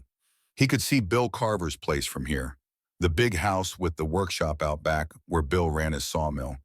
Could see the lights on in every window, could imagine Bill and his daughter Sarah huddled close to their wood stove, burning log after log, never quite getting warm enough. Bill Carver, who'd called him crazy, who'd brought his friends up here to film Jack digging into the mountain like some kind of doomsday prepper who'd lost touch with reality, whose video had gone viral with the hashtag #BunkerPsycho and turned Jack into a joke that spread across the internet like wildfire. 300,000 views, 5,000 comments, every one of them convinced that Jack Reeves had finally snapped, had let the war break him completely, was building a tomb for himself and his dying dog because he couldn't handle being around people anymore. Jack had seen the video, had watched it once, late at night when he couldn't sleep, had seen himself through their eyes. Dirty and exhausted and obsessed, talking to Atlas like the dog could understand complex engineering principles, sketching designs in the dirt with a stick while explaining thermal dynamics to empty air. Had looked like a madman, had sounded like a madman, had been so deep in his own head, so focused on the problem he was trying to solve, that he'd forgotten how it might appear to people who didn't understand what he was building or why. The comments had been brutal, hilarious, creative in their cruelty. This is what PTSD looks like. Someone get this man help before he hurts himself. The dog is smarter than he is. Tax dollars paid to train this psycho. Should be in a padded room, not playing in the dirt. Jack had closed the laptop and hadn't looked at social media since. Had focused on the work, on the calculations, on building something that would prove them all wrong or prove them all right. And either way, at least he'd have tried. Now the storm was coming and the shelter was ready, and Jack had a choice to make. He could stay quiet, could keep this place to himself and Atlas, could ride out the storm in the warmth they'd built and let the valley fend for itself the way the valley had left him to fend for himself. Or he could tell people, could offer shelter to the same people who'd mocked him, could open his door to Bill Carver and everyone else who'd decided Jack Reeves was crazy and dangerous and best avoided. Atlas made a sound low in his throat, and when Jack looked down, the dog was staring at him with those steady eyes, one clear, one clouded, both absolutely certain. "You already know what we're going to do, don't you?" Jack said. Atlas's tail moved once, slow and certain. "Yeah," Jack said. "We're going to save them, even though they don't deserve it, even though they'll probably never understand why. Because that's the job. That's always been the job." He pulled out his satellite phone and called the only person in the valley who'd ever looked at him like he might not be completely insane. Reverend Thomas Gray answered on the third ring. "Jack," the Reverend said, "I was just thinking about you, this storm." "It's going to be bad," Jack said. "Worse than the forecast. I can feel it. You and every old-timer with arthritis," Thomas said, but there was no humor in his voice. "What do you need?" Jack took a breath. "I need you to spread the word. The shelter is ready. If people need somewhere to go when the power fails, when their heat runs out, tell them there's a place on the ridge. Tell them I've got room." Silence on the other end. Then, "You're serious?" "It works, Thomas. The system works. I just tested it. 58 degrees at the bottom, 102 at the top. No external power source. Just the fire and the earth and physics." "How many people can it hold?" Jack did the math in his head. 20 comfortably, 30 if they squeeze, more if they have to. "And you're offering this to people who've been calling you crazy for the past 3 months." "Yeah," Jack said, "I am." "Why?" "Because Herbert Mills died frozen in his chair," Jack said quietly. "Because there are families in this valley who won't survive what's coming. Because I know how to build shelters that save lives, and for the past 11 years, I've been too broken to do anything with that knowledge. Because my dog is dying, and I need to do something that matters before he's gone." Thomas was quiet for a long moment. "I'll make the calls," he said finally. I'll tell everyone I can reach. But Jack, you know most of them won't come. Pride runs deep here.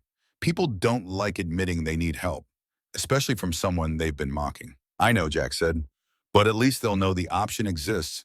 At least when it gets bad enough, they'll remember. He ended the call and stood there watching the storm clouds build, massive thunderheads piling up against the mountains, the whole sky turning black with a speed that felt unnatural. The temperature was already dropping, the wind picking up, and Jack could smell snow in the air, that particular metallic scent that came before a big storm. Atlas whined again, more urgent this time. I know, buddy, Jack said. It's coming. By 4 in the afternoon, the first flakes started to fall. Not the gentle drift of normal snow, but hard pellets of ice that hit like birdshot, driven by wind that was already gusting to 40 miles an hour. Jack sealed the entrance to the shelter, a heavy door he'd built from timber he'd milled himself, fitted with gaskets to keep the cold out and the heat in. Inside, the fire burned steady. The temperature held.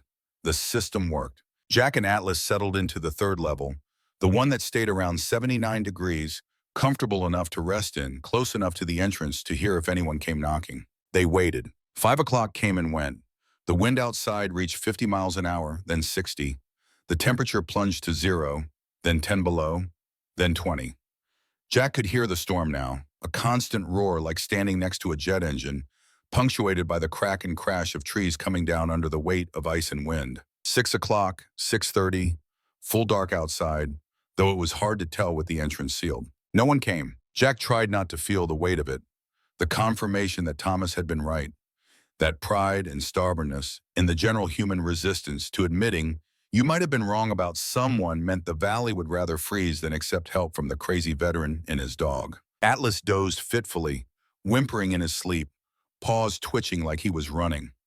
Jack sat with his back against the clay wall and listened to the storm try to tear the mountain apart, and thought about all the people down in the valley, burning through their last cords of wood, huddling around failing heaters, not knowing that safety was a 20-minute walk up the ridge. Not knowing because they'd decided Jack wasn't worth listening to. Not knowing because they'd seen the video and read the comments and concluded that anyone who talked to his dog about thermodynamics was too crazy to take seriously. Not knowing because Jack had spent 11 years avoiding them, hiding from them, giving them every reason to think he was dangerous and unstable and best left alone. 7 o'clock.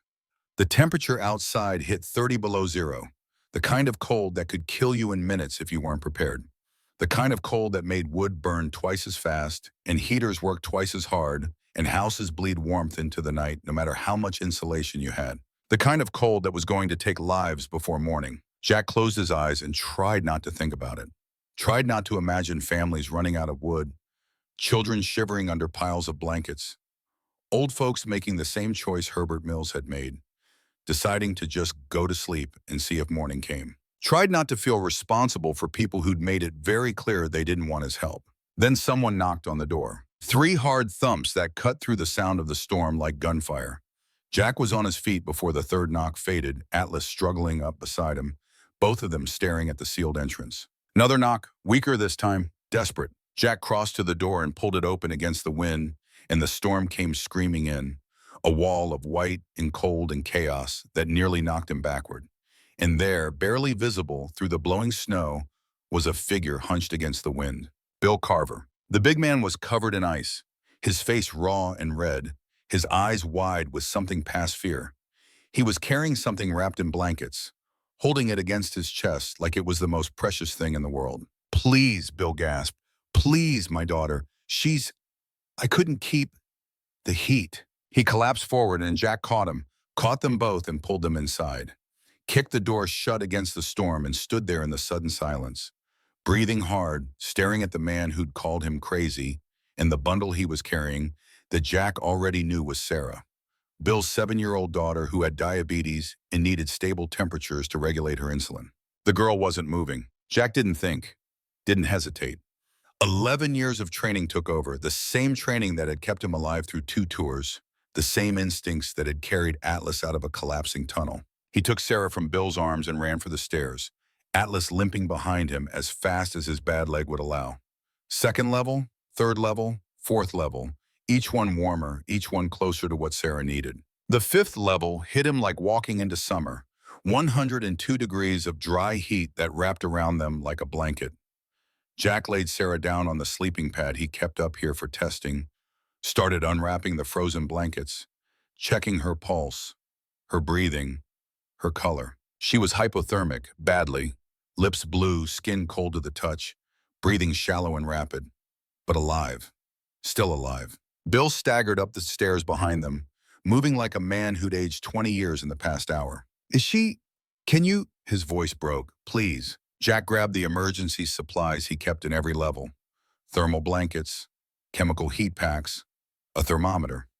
He worked with the efficiency of someone who'd done triage under fire, wrapping Sarah, warming her slowly and carefully because too much heat too fast could be as dangerous as the cold. Atlas pressed close to the girl, adding his body heat, his presence somehow calming even in the chaos. Minutes passed.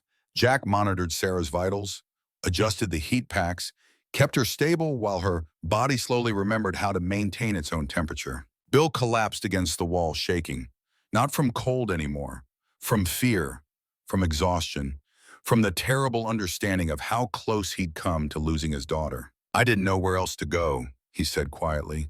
The power went out. The generator failed. I couldn't keep the house warm enough. Her blood sugar was dropping and I couldn't. I tried everything. And then I remembered. The crazy man on the ridge. The shelter everyone laughed at. He looked at Jack with eyes that held something Jack hadn't seen from anyone in the valley before. Respect, gratitude, shame. I'm sorry, Bill repeated. God, Jack, I'm so sorry. The things I said, the video, I thought you were... I didn't understand. You thought I was crazy, Jack said, not looking up from Sarah. You thought I was building a tomb. You thought the war broke me. Bill nodded, tears cutting tracks through the ice on his face. Maybe it did break me, Jack said quietly. Maybe I am crazy. But I know how to build shelters that save lives. I know how to read terrain and calculate thermal gradients and design structures that work when everything else fails.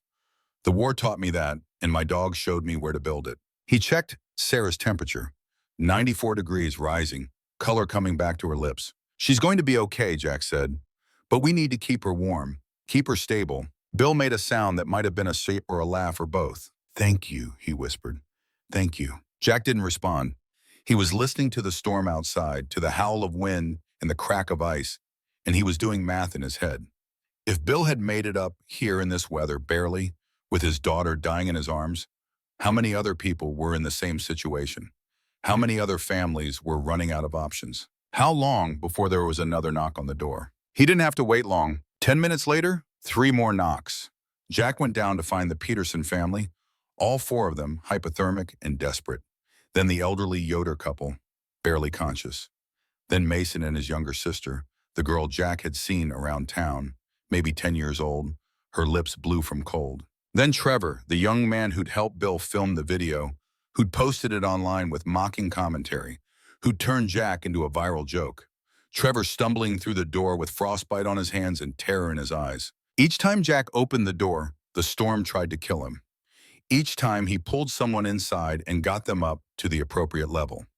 Mild hypothermia to level 2, moderate to level 3, severe cases like Sarah to level 4 or 5. Atlas moved among them all, calm and steady, his presence somehow reassuring even as Jack worked with mechanical efficiency, triaging, treating, saving lives with the same focus he'd brought to building the shelter in the first place. By midnight, there were 23 people in the 5 levels of Jack's impossible shelter. 23 people who'd called him crazy, who'd mocked him, who'd decided he was dangerous and broken and best avoided. 23 people who were alive because a combat engineer who'd been trained to build under fire had built something that actually worked. Jack moved from level to level, checking on everyone, making sure the kids were warm enough, making sure the elderly weren't overheating, making sure everyone had water and food from the emergency supplies he'd stockpiled. At level 3, he found Bill Carver sitting against the wall, his daughter sleeping peacefully beside him, her color normal, her breathing steady. Bill looked up when Jack approached. How? Bill asked. How is this even possible? How is it this warm with just one fire? Physics, Jack said. Thermal stratification. Warm air rises, cold air sinks, create a vertical shaft and the air circulates naturally. Each level captures a different temperature band.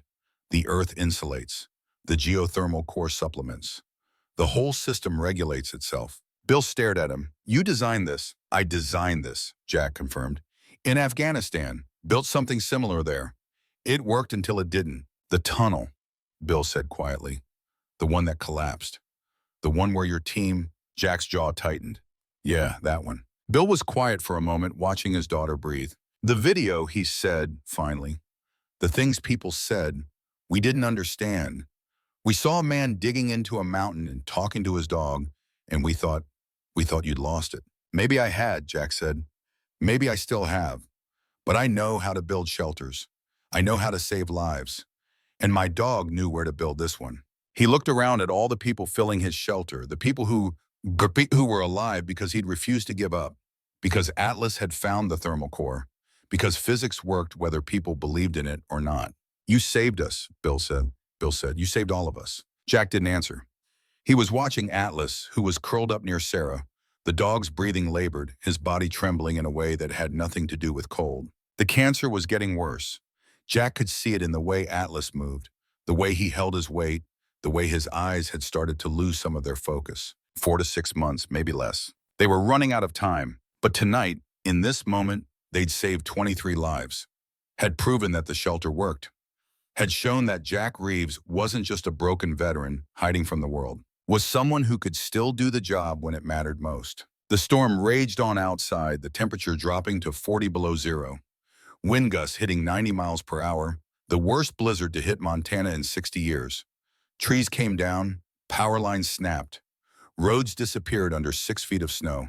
And inside Jack's shelter, carved into the mountain by a man everyone thought was crazy and led there by a dog everyone thought was just a pet, 23 people slept warm and safe. Level 1 holding at 58 degrees, Level 2 at 68, Level 3 at 79, Level 4 at 91, Level 5 at 102. Exactly as Jack had calculated it would. Exactly as the physics said it must. He sat in Level 3 with his back against the wall, Atlas pressed against his side, and listened to the shelter breathe.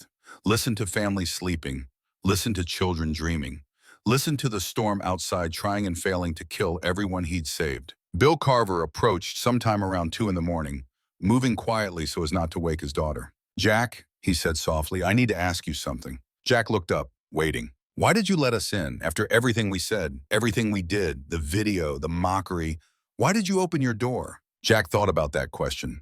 Thought about 12 men screaming in a tunnel. Thought about choosing Atlas over duty. Thought about 11 years of guilt and shame and trying to find some way to make it mean something. Because that's the job, he said finally. Because when you know how to build shelters that save lives, you build them. You don't ask if people deserve it. You don't ask if they'll appreciate it. You just do the work. Bill nodded slowly. In the war, when you chose your dog over your team, people said I was a coward, Jack finished. Said I let good men die because I couldn't leave my dog behind. And they were right. I did choose Atlas. I chose him over everything else. He looked down at the prey sleeping against him, breathing heavy and labored. But Atlas had been signaling there was something wrong with that tunnel for 3 days, Jack continued. Had been refusing to go deep, had been agitated every time we went in. And I ignored it because I didn't trust what I couldn't prove. Didn't trust instinct over engineering. He was quiet for a moment. When the tunnel started coming down, I had maybe 10 seconds to make a choice. Save my dog who was bleeding out at my feet, or run deeper into a tunnel I knew was unstable to try to save men who were already trapped. And I chose Atlas, not because I didn't care about my team, but because Atlas had been right about the danger, and I'd ignored him, and the tunnel was coming down too fast. And saving one life was better than saving none. The inquiry didn't see it that way, Bill said. The inquiry saw a sergeant who failed to follow protocol, Jack said. Who put personal attachment over mission priorities. Who let 12 men die, and they weren't wrong. Those men did die, and I did choose my dog over them. So why do this? Bill gestured around the shelter. Why build something to save people who think you're a coward? Because maybe if I save enough lives, Jack said quietly, I can balance the ones I failed to save.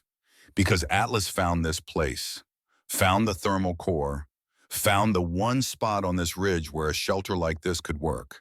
Because in 4 to 6 months, my dog is going to die, and I need to know that the last thing we built together mattered. Bill looked at Sarah, sleeping peacefully in the warmth. "It matters," he said. "It matters, Jack." Jack didn't respond. He was watching Atlas, who'd woken up and was staring at the entrance to the shelter with that same focused intensity he'd shown earlier. "Something's wrong," Jack said. Bill followed his gaze. "What?" Atlas struggled to his feet, limped to the stairs, looked back at Jack. That same signal from Afghanistan, that same urgency that meant pay attention, meant something's happening, meant move now. Jack was up and moving before he consciously decided to, following Atlas down to the entrance level. The dog stopped at the door, whining, pawing at the wood. "Someone's out there," Jack said. Bill joined him. In this storm, they'd be dead in minutes. "Unless they just got there," Jack said. "Unless they're making a last attempt to find shelter before it's too late." He pulled on his coat and gloves, grabbed the rope he'd prepared for exactly this scenario, tied one end to a support beam and the other around his waist. "You're not going out there," Bill said. "You'll freeze." "Someone's dying," Jack said. "Atlas never signals unless he's sure." He opened the door and the storm tried to tear him apart. Wind hit him like a freight train, snow so thick he couldn't see 3 feet in front of him.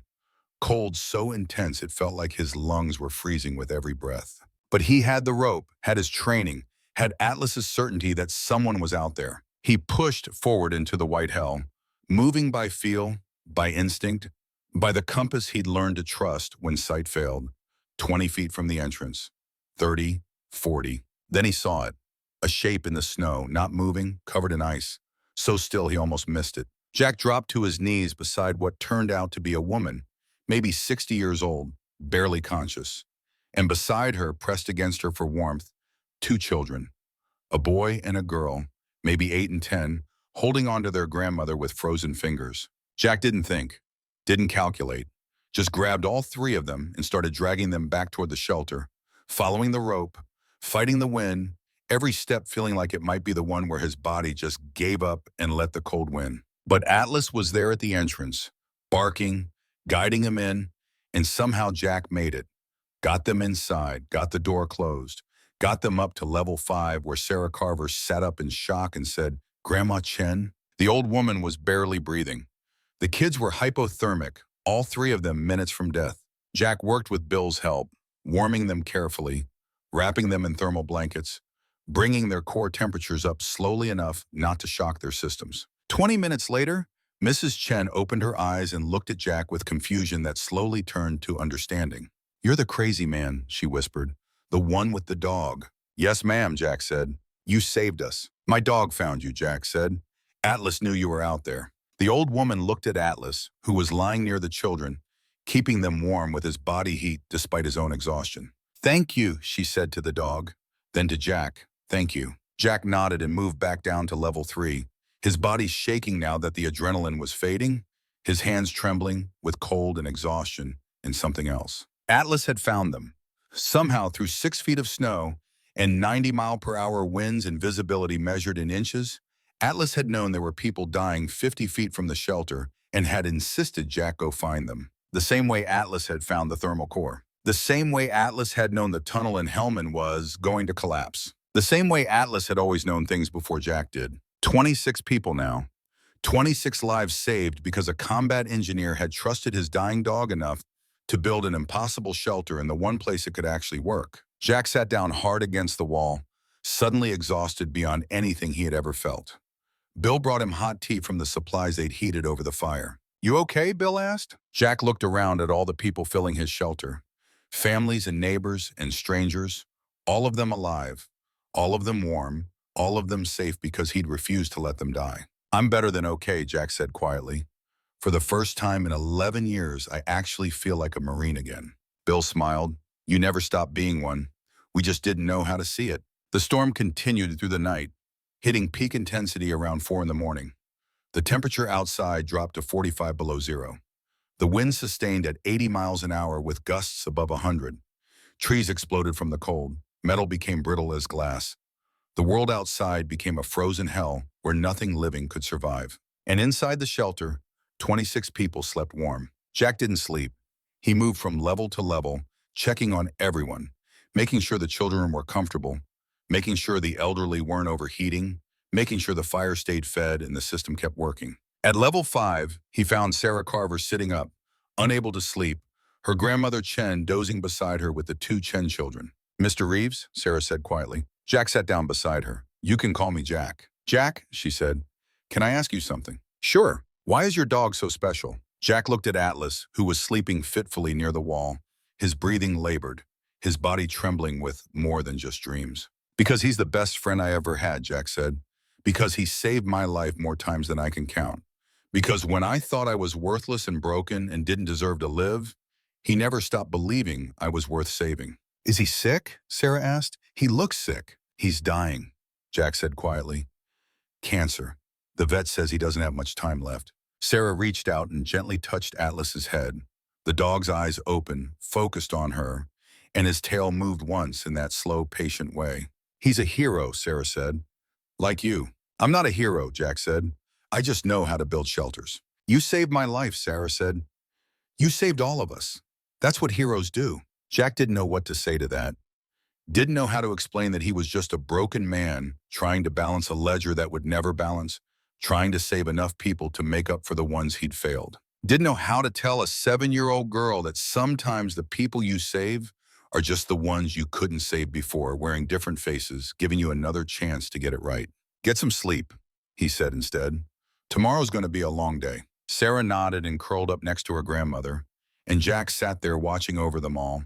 This collection of people who'd called him crazy and then begged him for shelter, who'd mocked him and then owed him their lives. And he realized he didn't feel angry about it, didn't feel vindicated or superior or any of the things he thought he might feel if this moment ever came. Just felt tired and grateful and terrified that when Atlas died, he'd lose the one thing that had kept him connected to the world, the one relationship that had made sense when nothing else did. The dog stirred, whimpered, and Jack moved to him immediately, checking him over, feeling for fever, for pain, for any sign that the cancer had taken another step forward. "Hold on, buddy," Jack whispered. "Just a little longer. We've got work to do still." Atlas licked his hand once, slow and gentle, and Jack took that as a promise. Outside, the storm began to ease. The wind dropped from 80 to 60 to 40 miles an hour. The snow changed from blinding to merely heavy. The temperature stopped dropping and held at 38 below, which felt almost warm compared to what it had been. By dawn, the storm had passed, leaving behind a world transformed. 6 feet of snow, trees down everywhere, power lines buried, roads impassable. And on the ridge above Bitterroot Valley, smoke rising from a single shelter, where 26 people had survived the unsurvivable because a crazy veteran and his dying dog had built something impossible and opened their door to everyone who needed it. Jack stood at the entrance in the gray light of morning, looking down at the valley, and knew that everything had changed. The shelter worked, the design was proven, the people were saved. And when word spread, when the county engineers came to investigate, when the news crews arrived to document the miracle shelter that had kept 26 people alive through the worst storm in 60 years, everyone would know that Jack Reeves wasn't crazy, was exactly what he'd always been, a Marine, an engineer, a man who knew how to build things that saved lives. But none of that mattered as much as the simple fact that Atlas had found the thermal core, had led Jack to this place, had made it all possible. And soon, too soon, Atlas would be gone. Jack turned back to the shelter, to the warmth and the lives and the proof that he could still do the job he'd been trained to do. Tomorrow would bring the new challenges, would bring recognition and attention and all the complications that came with being right when everyone thought you were wrong. But today, in this moment, Jack had done what he'd set out to do, had built something that mattered, had saved lives that needed saving, had proven that the choice he made in Helmand Province, the choice to save his dog, had led to this moment where that same dog helped him save 26 people. Maybe the ledger wasn't balanced yet. Maybe it never would be. But for the first time in 11 years, Jack Reeves allowed himself to believe that maybe, just maybe, he wasn't irredeemable after all. The storm had passed, but the world it left behind looked like something from the end of days. Jack stood at the entrance to his shelter as dawn broke over Bitterroot Valley, looking out at a landscape transformed into frozen stillness. Trees lay broken across the slopes like fallen soldiers.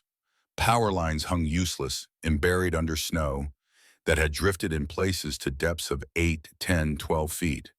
The valley below was silent in a way that felt wrong, the kind of silence that came when all the machines stopped working and people huddled in the cold and waited for help that might not come. Behind him, 26 people slept in the warmth of levels 2 through 5. Safe. Alive. Breathing steady in air that stayed between 68 and 102 degrees, while the outside world hovered at 30 below zero, even with the sun climbing. Atlas lay at Jack's feet. Over the past 3 weeks, the decline had become impossible to ignore.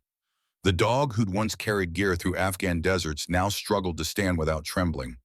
The medications Dr. Helen provided helped, but each day brought new signs that time was running out faster than anyone wanted to admit. This morning, Atlas's breathing came with effort, a slight wheeze that hadn't been there yesterday. His eyes, one clear and one clouded, had gone more distant. The pain that Dr. Helen warned would come was here now, settling into the dog's bones like the cold settling into the valley. "Hey, buddy," Jack whispered, kneeling beside his friend. "You hurting bad?" Atlas's tail moved once, slow, honest. "I know," Jack said. "I know it's getting worse." He'd been watching it happen in real time. 3 months since the diagnosis. 3 months of building the shelter while Atlas grew thinner, weaker, slower. The strong dog who'd found the thermal core was fading. The loyal companion who'd saved 26 lives was reaching the end. Jack had known it was coming, had prepared himself as much as anyone could prepare for losing their best friend. But knowing didn't make it easier, didn't make the weight in his chest any lighter. The thought hit him like a gut punch, but he pushed it down, locked it away in the place where he kept all the things that would break him if he looked at them too long. There was work to do, people to care for, a shelter to maintain. He could grieve later. When Atlas was gone and the world had moved on, and Jack was alone again. For now, he had to keep moving. Bill Carver appeared in the entrance, moving quietly, careful not to wake the others. His daughter Sarah was still sleeping in level 5, her blood sugar stable, her color healthy. The man looked like he'd aged 10 years overnight, but there was something different in his eyes now. Something that looked like respect mixed with shame mixed with gratitude, all tangled together. "Morning," Bill said quietly. "Morning," Jack replied. Bill looked out at the devastation, let out a low whistle. "That's biblical." "That's Montana," Jack said. "When she decides to remind you who's in charge, she doesn't mess around." "How long before they can clear the roads?" Jack did the math in his head. He factored in the depth of snow, the number of trees down, the limited equipment the county had available. Days, maybe a week. Depends on how bad it is down in the valley. If the main highway is blocked, they'll focus there first. We're low priority. Bill nodded slowly. "So we're stuck here." "You're safe here," Jack corrected. "There's a difference." Bill was quiet for a moment. He watched the sun climb higher, turning the snow-covered landscape into a field of diamonds. "How's Atlas doing?" Jack looked down at his dog. The trembling had stopped, but the labored breathing continued. "Not good. The decline's been steady for weeks now. Every day he's a little weaker, a little more tired." "I'm sorry," Bill said, and meant it. "Sarah's gotten attached to him. All the kids have. He's been checking on people even when he can barely walk. Like he's making sure everyone's okay." "That's his training," Jack said. "Military working dogs. They're bred to protect, to serve, to put the mission above everything else. Even when they're dying, they can't turn it off. Like their handlers," Bill said quietly. Jack didn't respond to that, didn't know how to. They stood there in silence. 2 men who a week ago had nothing but contempt between them, now bound together by survival and circumstance, by the strange intimacy that came from almost dying together. "Jack," Bill said finally, "about the video, about what I said, what everyone said." "You thought I was crazy," Jack said. "You thought the war broke me, and I was hiding on a mountain building a tomb for myself and my dog. You weren't wrong about some of that, but we were wrong about this." Bill gestured to the shelter. "About you knowing what you're doing, about this being the ravings of a madman. You built something that saved 26 lives. You built something that works." "I built something that physics said would work," Jack corrected. "The math doesn't care whether people believe in it or not. Heat rises, cold sinks, earth insulates. Those are constants. I just applied them." "Most people couldn't apply them," Bill said. "Most people wouldn't even try. Most people would have given up after the mockery started. Most people didn't spend 2 tours in Afghanistan building survival shelters in a war zone," Jack said. "Most people didn't have a dying dog who refused to give up on them." He looked at Atlas again. "Most people didn't have something to prove before time ran out." Bill followed his gaze. "You love that dog more than most people love their families." "He's the only family I've got," Jack said quietly. The only one who stuck around after the tunnel collapsed. The only one who never looked at me like I was broken beyond repair. "You're not broken," Bill said. Jack laughed. The sound had no humor in it. "I chose a dog over 12 men. I let my team die because I couldn't leave Atlas behind." The Marine Corps called it failure to maintain command priorities. The internet calls it cowardice. What would you call it? Bill thought about that for a long moment. He watched Sarah sleep in the warm shelter that wouldn't exist if Jack hadn't made that choice 11 years ago. "I'd call it the decision that led to this," Bill said finally. "I'd call it the reason my daughter is alive right now.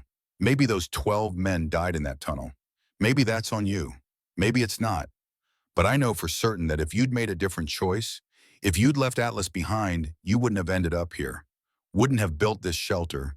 Wouldn't have saved any of us." "That doesn't balance the ledger," Jack said. "Maybe not," Bill agreed, "but it's something. It's more than nothing." Movement behind them made both men turn. Trevor emerged from level 2.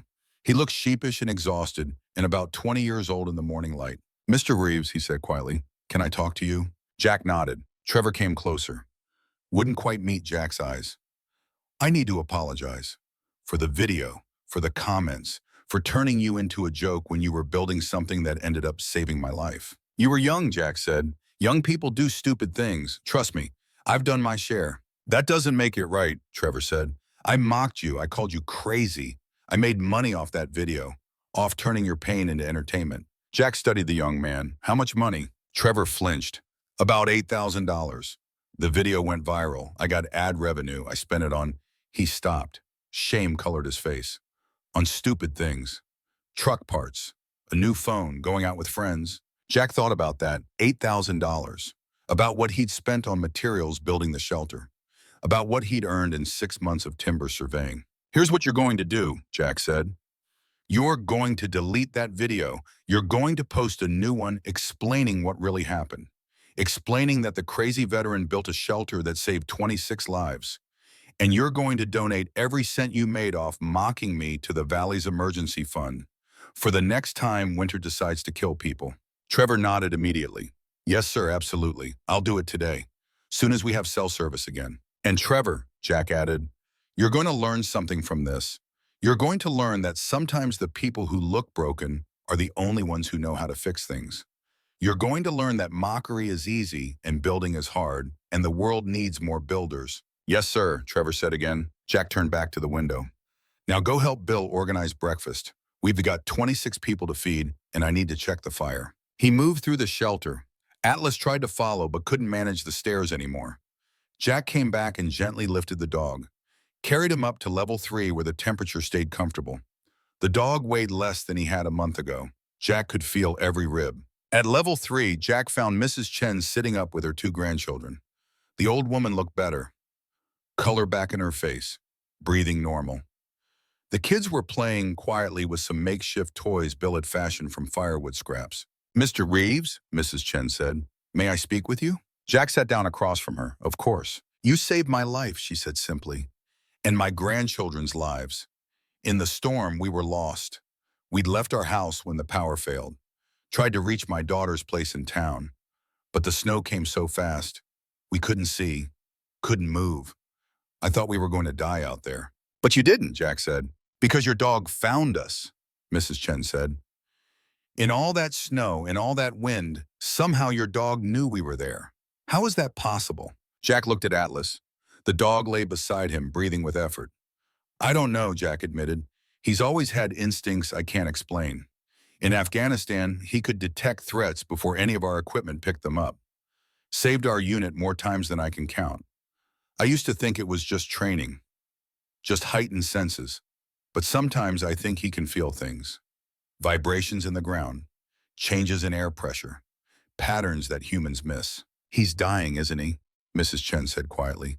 "I can see it in how he moves." "Yes, ma'am," Jack said. "Cancer. The vet said 4 to 6 months back in October. We're past that now, could be days." "I'm sorry," she said. "The world needs more creatures like him. More people like you." "I'm not special," Jack said. "I just know how to build shelters." "You built more than a shelter," Mrs. Chen said. "You built hope. You built proof that one person can make a difference. You built something that will outlast both you and your dog." Jack didn't know what to say to that, so he just nodded and moved on to level 4 where several families had congregated. They were sharing stories, sharing warmth, sharing the strange camaraderie that came from surviving together. They looked at him differently now, not with pity or fear or careful distance, with respect, with gratitude, with the recognition that Jack Reeves might be broken in some ways, but was whole in the ways that mattered most. It should have felt good, should have felt like vindication. Instead, it just felt heavy, because every moment of praise, every word of thanks, every grateful look reminded Jack of the 12 men who died in a tunnel because he'd made a different choice. Reminded him that he was being celebrated for the same instinct that had gotten his team killed. Choosing the one over the many, choosing love over duty, choosing what his heart demanded over what protocol required. Was he a hero or a coward? A savior or a murderer? A man who'd learned from his mistakes, or a man who'd just gotten lucky this time? He didn't know, wasn't sure he'd ever know. By mid-morning, the shelter had settled into a routine. Families took turns managing the fire. Kids played quietly in level 3, where the temperature was most comfortable for activity. The elderly rested in level 2. Those who needed the most warmth stayed in levels 4 and 5. Jack organized work details. Firewood needed to be brought in from the protected stacks he'd built. Snow needed to be melted for water. Food needed to be rationed and prepared. The shelter could sustain 26 people for maybe a week if they were careful. After that, they'd need resupply or rescue. Bill proved to be a natural organizer. He took charge of the work crews with the same competence he brought to running his sawmill. Trevor threw himself into the hardest jobs with the enthusiasm of someone trying to make amends. Mrs. Chen kept the children entertained and educated. She turned survival into lessons about thermodynamics and geology and human resilience. The shelter became a small community. It functioned with the efficiency that came when everyone understood they were in it together. And through it all, Atlas grew weaker. Jack could see it happening hour by hour now. The dog who'd once moved between levels, checking on people, could barely lift his head. The medications weren't working anymore. The pain had become constant. In the early afternoon, Jack was checking the ventilation shafts in level 5 when Atlas suddenly stiffened beside him. The dog's ears went flat. That low whine started in his throat. The same warning signal from Afghanistan. The same alert that meant danger close. "What is it, boy?" Jack asked. Atlas stared at the entrance, every muscle tense despite his weakness. Jack followed the dog's gaze. His own combat instincts kicked in. Something's wrong. He opened the door carefully. The cold hit him like a wall. But that wasn't what made his breath catch. It was the sound, a low rumble growing louder, coming from up the mountain. "Avalanche," Jack said. He slammed the door shut and ran for the stairs. "Everyone to level 1, now, move!" People reacted to the command in his voice. The authority that came from years of giving orders in crisis situations. They moved fast. Parents grabbed children. The elderly were helped by the young.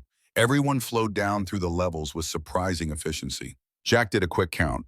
26 people, all accounted for, all in the bottom level where the earth and rock would provide the most protection if the avalanche hit them. The rumble grew louder, closer. Jack could feel it through the ground now.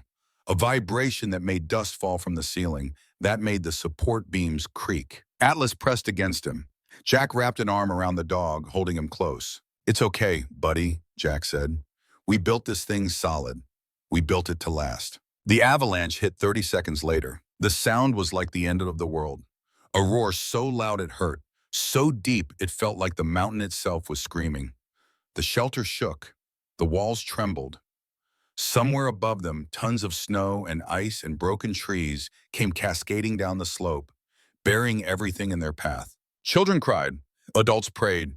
Everyone held on to each other and waited to see if the shelter that had saved them from the storm would save them from this. Jack closed his eyes and did the calculations in his head. The shelter was dug into the slope, not built on top of it. The entrance faced downhill, away from the avalanche path. The roof was reinforced earth and timber, designed to bear significant load. They should be fine. The math said they should be fine. But math didn't account for the randomness of nature. Didn't account for the possibility that a boulder or a massive tree trunk that hit at just the wrong angle might compromise the structural integrity, might turn their shelter into the tomb everyone had accused Jack of building. The roar continued for what felt like hours but was probably only 90 seconds. Then gradually it faded. The shaking stopped. The dust settled. Silence. Jack waited. He counted heartbeats, listening for any sign of structural failure. Listening for the crack that would mean the roof was coming down. Listening for the groan that would mean they had seconds to evacuate. Nothing. The shelter held. He let out a breath he hadn't realized he'd been holding. We're okay. Everyone stay calm. We're okay. Bill moved to the door. Should we check outside? Not yet, Jack said. Give it time to settle. Make sure nothing else is coming down. They waited 10 minutes. 15. Finally, Jack nodded to Bill, and they approached the door together. Jack pulled it open and found a wall of snow. Solid. Packed. Completely blocking the entrance. They were buried. For a moment, panic rippled through the group. Trapped. No way out. Suffocating slowly in a hole in the ground. But Jack's voice cut through the fear. We're fine. The ventilation shafts are higher up the slope. They'll still be clear. We have air. We have heat. We have time. How do we get out? Someone asked. We dig, Jack said simply. But we do it smart. We wait for the snow to stabilize. We work in shifts so nobody gets exhausted. We go slow and careful. How long will it take? Trevor asked. Jack looked at the wall of snow. He estimated the depth, calculated the work rate, maybe a day, maybe two. But we'll get out. He organized teams immediately, 4-hour shifts, 2 diggers, 1 hauler. The snow they excavated would be melted for water. Killing 2 birds with 1 stone. The work would keep people occupied, give them purpose, prevent panic from setting in. And through it all, Atlas lay near the fire, too weak now to do much more than watch. The stress of the avalanche had taken something out of him, some final reserve of strength. His breathing was more labored, his eyes more distant. Jack knelt beside him during a break in the digging. Hey, buddy, you still with me? Atlas's tail moved. Barely, but it moved. We're going to get out of here, Jack said. We're going to get you to Dr. Helen, get you more pain medication, make you comfortable. But even as he said it, Jack knew it was a lie. Knew that Atlas was fading faster than any digging could happen. Knew that his best friend might not make it out of this shelter alive. The thought nearly broke him. After everything, after building this place, after saving 26 people, after proving that he could still do the job, he was going to lose Atlas here, in the dark, buried under a mountain. No, Jack said firmly. You don't get to die here. You don't get to die buried. You're a warrior. You deserve better. Atlas looked at him with those eyes, one clear, one clouded, both holding understanding. Saw acceptance. Saw the same calm Jack had seen in wounded soldiers who knew they weren't going to make it but weren't afraid anymore. Saw goodbye. No, Jack said again. Not yet. Not here. Hold on, Atlas, please. Just hold on a little longer. The digging continued through the afternoon and into the evening. The teams worked in rotation. They made steady progress, but the snow was dense, packed hard by the avalanche. Every foot forward was earned with sweat and aching muscles. By nightfall, they'd advanced maybe 8 feet, still buried, still trapped. Jack called a halt to let everyone rest and eat. The fire was fed. The levels stayed warm. The system continued to work, even buried under tons of snow. It should have been a victory. Should have been proof that his design was flawless. Instead, Jack sat in level 3 with Atlas's head in his lap and felt time running out. Bill joined him. He brought weak tea and some of the dried meat from the emergency supplies. How's he doing? Bill asked. Dying, Jack said bluntly. Hours now, maybe less. I'm sorry, Bill said. Is there anything we can do? Jack shook his head. Just let me sit with him. While there's still time. Bill nodded and quietly spread the word. Give Jack space. Let him say goodbye. The shelter grew quiet. People whispered or didn't speak at all. Children were hushed. The digging stopped. Everyone understood that something sacred was happening, that a warrior was dying, that the dog who'd saved them all was reaching the end. Jack sat there in the steady warmth of level 3. 79 degrees that felt like summer in the middle of winter.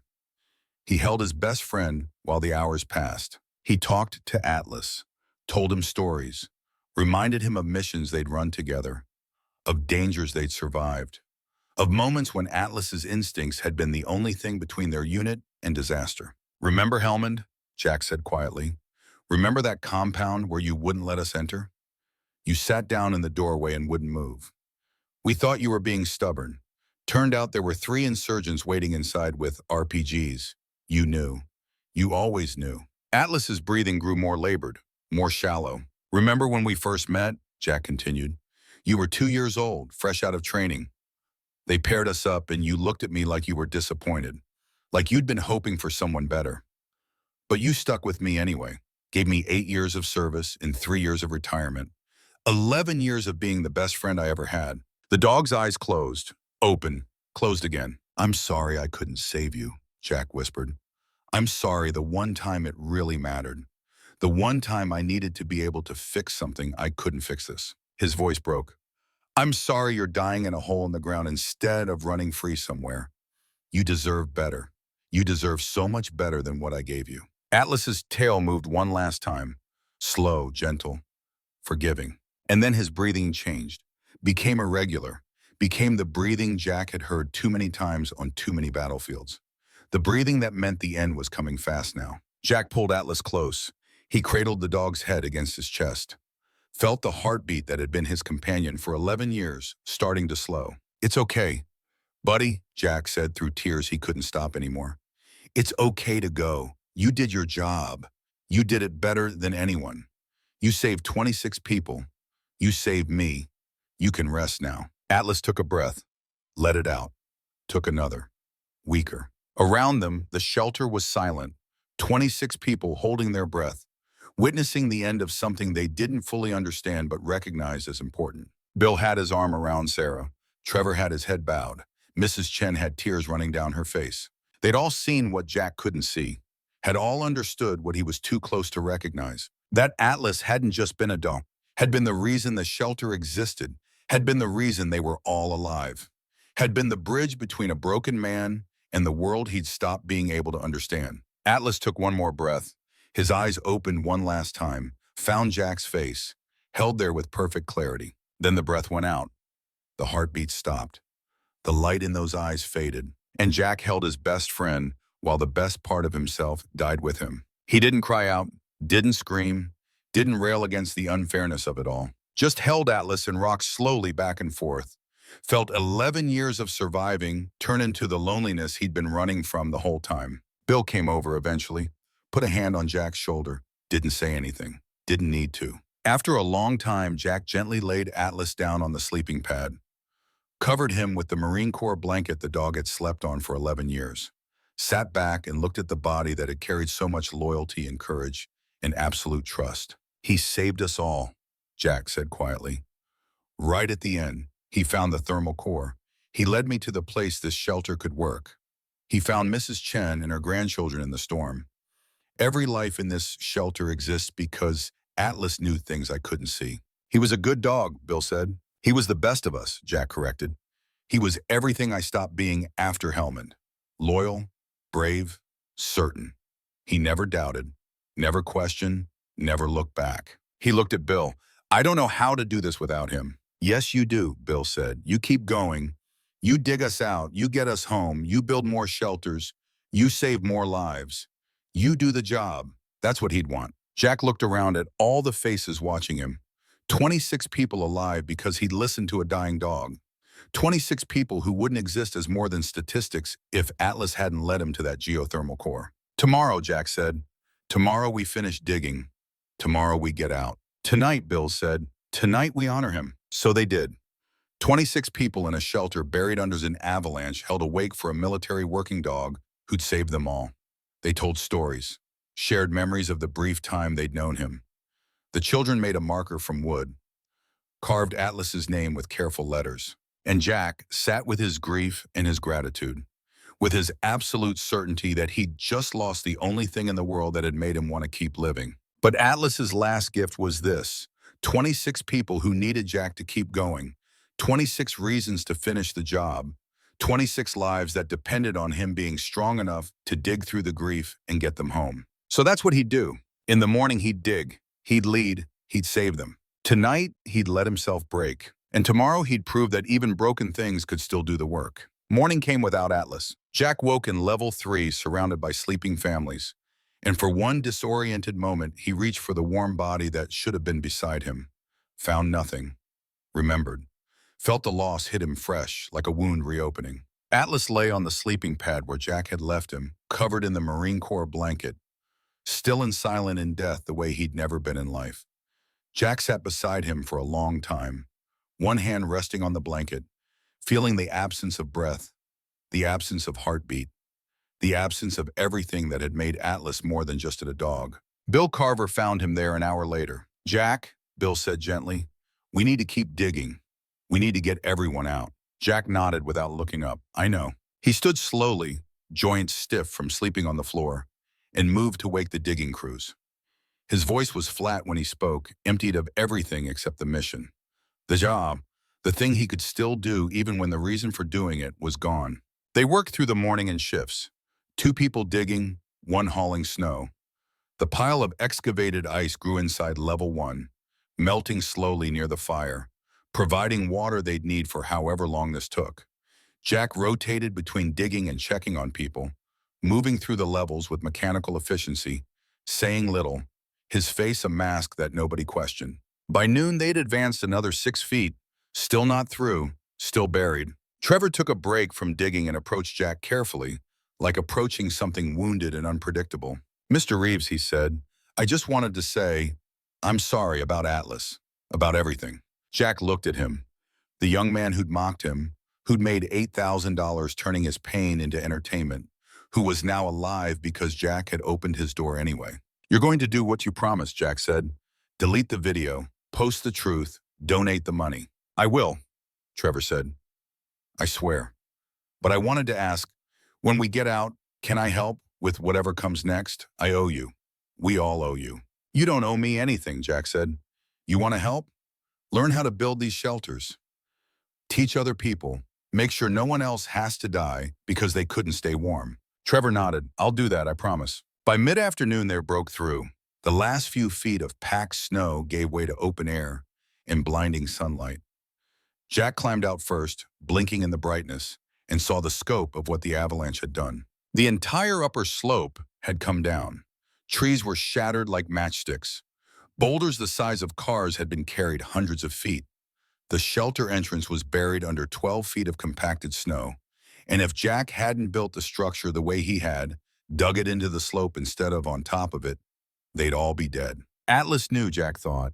Somehow Atlas knew this would happen and led me to build exactly where I needed to. He helped pull people out one by one, 26 survivors emerging into a world transformed by ice and destruction, families hugging each other, children crying from relief and exhaustion, Mrs. Chen holding her grandchildren close, all 3 of them alive because Jack had gone into a storm to find them.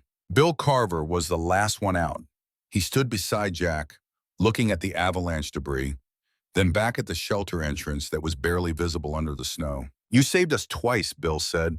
"Once from the storm, once from this." "Atlas saved you," Jack said. "I just followed where he led." He turned and climbed back down into the shelter.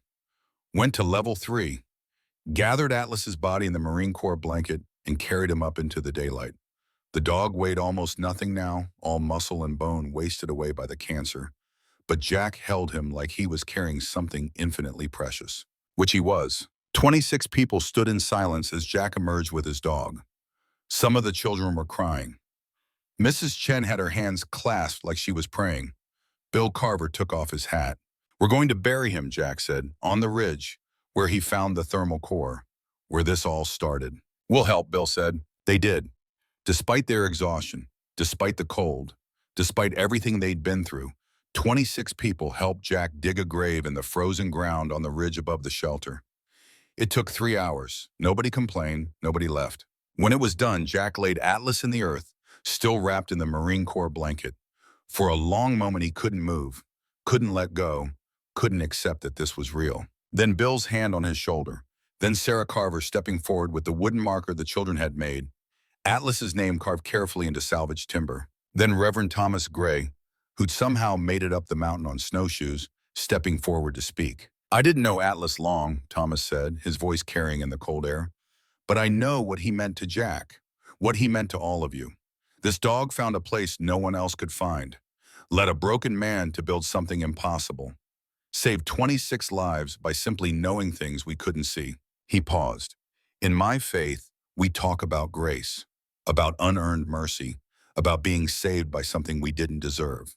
Atlas was grace made flesh, was loyalty without condition, Was love that never wavered even when the one being loved thought he was unlovable. Thomas looked at Jack, and sometimes grace comes with four legs and a scarred body and eyes that see straight through to who we really are. Not who we think we are, not who we're afraid we are, who we really are underneath all the guilt and shame and broken pieces. Jack felt his throat close, felt tears he'd thought he'd used up coming anyway. Atlas saw a Marine, Thomas continued, a combat engineer, a man who could still build things that saved lives. And he never stopped seeing that, even when Jack couldn't see it himself, even when the whole world called Jack crazy. Atlas knew better, and in the end, he was right. Sarah Carver stepped forward, placed a small stuffed dog she'd had in her pocket beside the grave. For when he gets lonely, she said. Then others came. Small tokens, quiet words, a community that had learned in the span of 3 days what loyalty looked like, what sacrifice meant, what it cost to save people who didn't deserve saving. Jack was the last. He knelt beside the grave and placed his hand on the Marine Corps blanket one more time. Semper Fi, buddy, he whispered, until we meet again. They filled in the grave together, packed the earth, set the marker, and when it was done, Jack stood there looking at the place where his best friend would rest forever, watching over the valley, watching over the shelter, watching over the impossible thing they'd built together. The county rescue team arrived 2 hours later. 4 trucks with plows, a paramedic unit, and Sheriff Raymond Booker, who took one look at the avalanche debris and the shelter entrance and the 26 people alive and warm, and then looked at Jack with something like awe. How, was all the sheriff could say. Physics, Jack replied. Thermodynamics.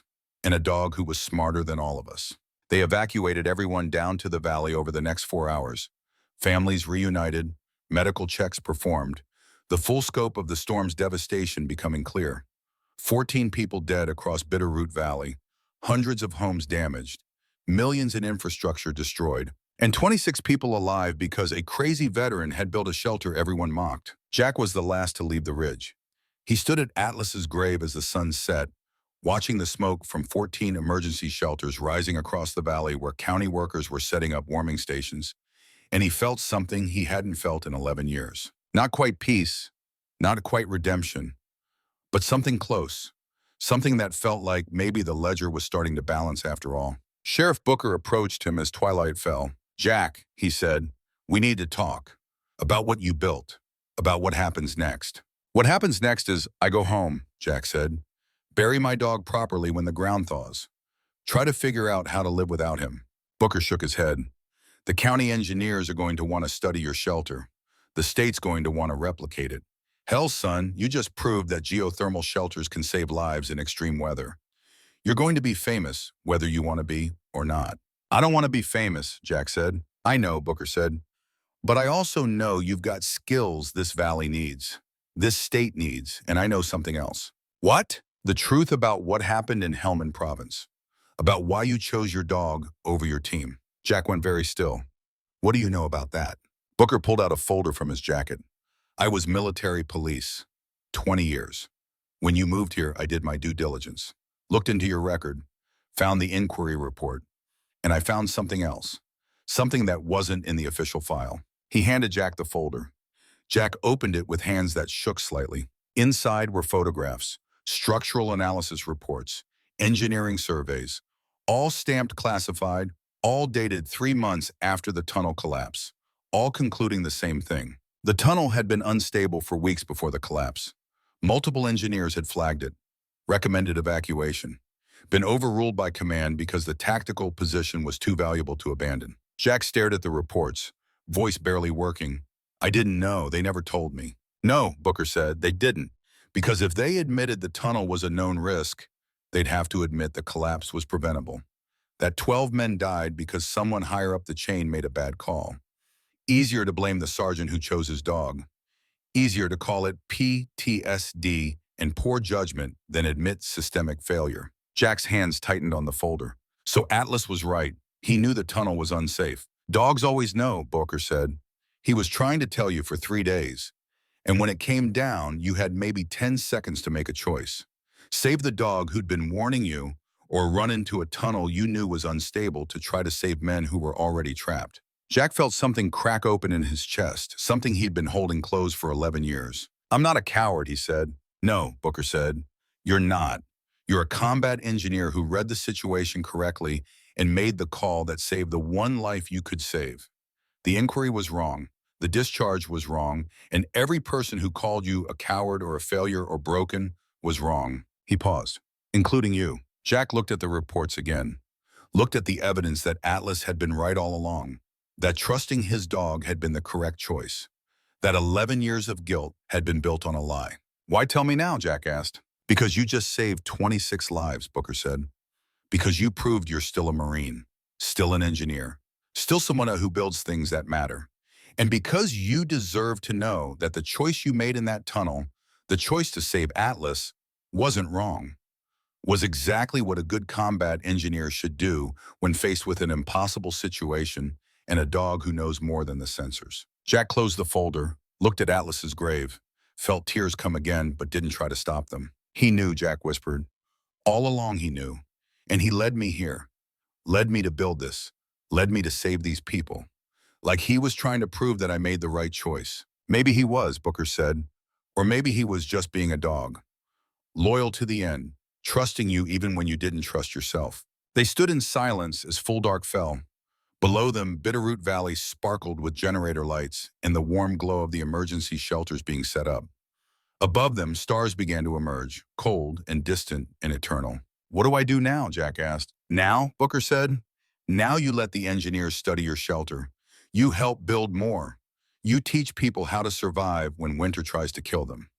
You do the job you were trained to do, but you do it knowing you are not broken. Not a coward. Just a man who trusted his dog and saved lives because of it. He started back toward the trucks, then paused. And Jack? Take some time. Grieve. Atlas earned that. You both did. The valley wanted to make Jack a hero. He refused. Over the next 3 months, as winter loosened its grip and spring began to creep into Bitterroot Valley, engineers and reporters and government officials descended on the ridge. They studied the shelter, measured the thermal gradients, documented the design, marveled at the elegant simplicity of it all. Jack gave them the plans freely, answered their questions with the flat efficiency of someone who just wanted to be left alone, refused every interview request, declined every award, turned down the key to the city, the commendations from the governor, the invitation to speak at the state capitol. All he wanted was to be left alone to grieve. Bill Carver became his unlikely advocate. The man who'd mocked Jack now defended him with the fervor of the converted. When reporters pushed too hard, Bill ran interference. When officials tried to force Jack into the spotlight, Bill told them in no uncertain terms that the man had earned his privacy. Trevor deleted the viral video and posted a new one. A simple, honest explanation of what had really happened. A shelter that saved 26 lives. A veteran who proved everyone wrong. A dog who knew things humans couldn't see. The new video got 12 million views. Trevor donated every cent to Montana Emergency Services. Then he enrolled in engineering school. By April, 14 thermal shelters were under construction across Montana. Exact replicas of Jack's design, built in partnership with geology surveys to find the right thermal conditions. Each one capable of sustaining 30 people through the worst winter could throw at them. They called them Atlas shelters. Jack attended the dedication of the first one in late May.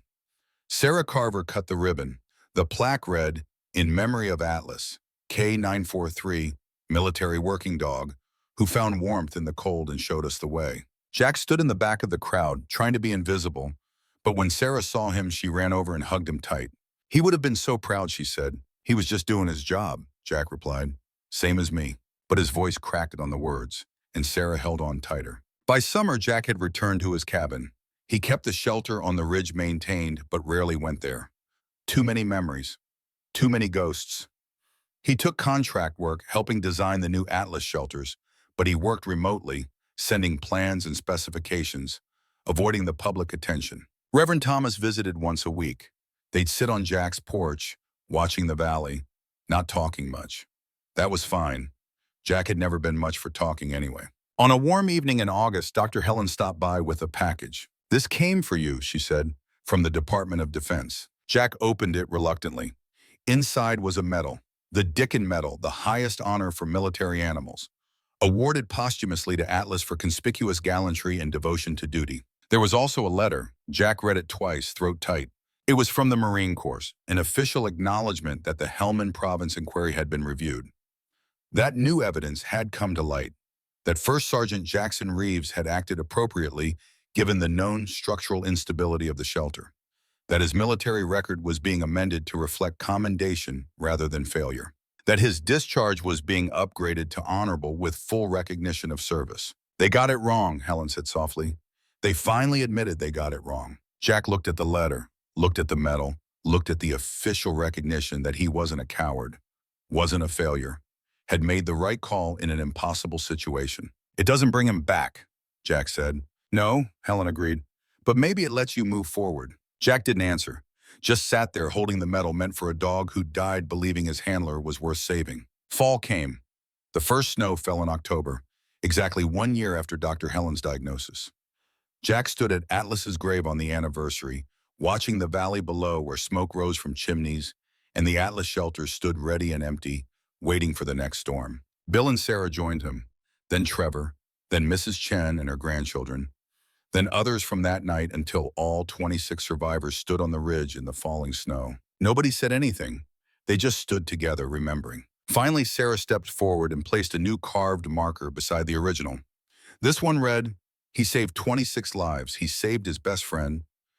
He saved himself." Jack knelt beside the grave, one hand on the cold earth. "We did it, buddy," he whispered. "We built something that lasted, something that matters.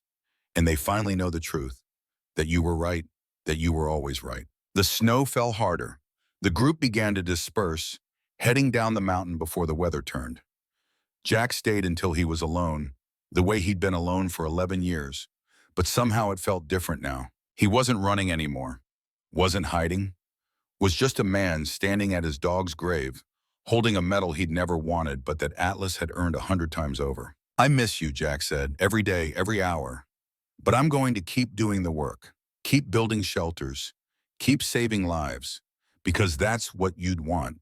That's what you showed me I could still do." The wind shifted. For just a moment, Jack could have sworn he felt warm breath on his hand, could have sworn he heard the soft sound of a tail thumping against the ground. Then it was gone, just wind and snow and the vast Montana silence. Jack stood, took one last look at the grave, and started down the mountain. In the valley below, lights were coming on as darkness fell. Families gathering around dinner tables, children playing, lives being lived because a broken veteran and his dying dog had refused to give up.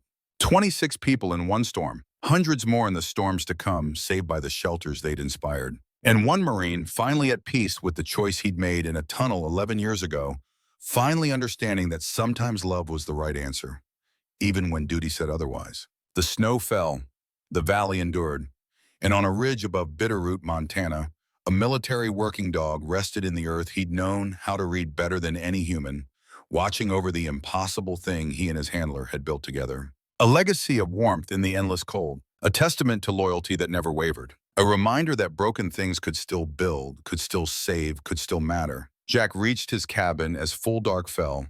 Inside it was cold, empty, quiet in a way that would never quite feel right again.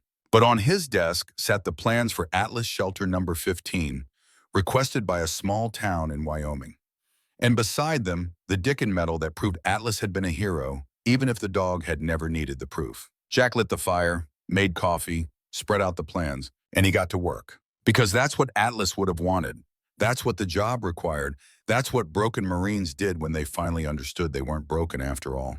They kept building. They kept saving. They kept going. And somewhere in the darkness, Jack could have sworn he heard a soft woof of approval. Could have sworn he felt a warm presence settling beside his chair. Could have sworn his best friend was still there. Watching, guiding, believing. Always believing. The warmth spreads, Jack thought. The legacy lives. And in the morning, he'd prove it all over again.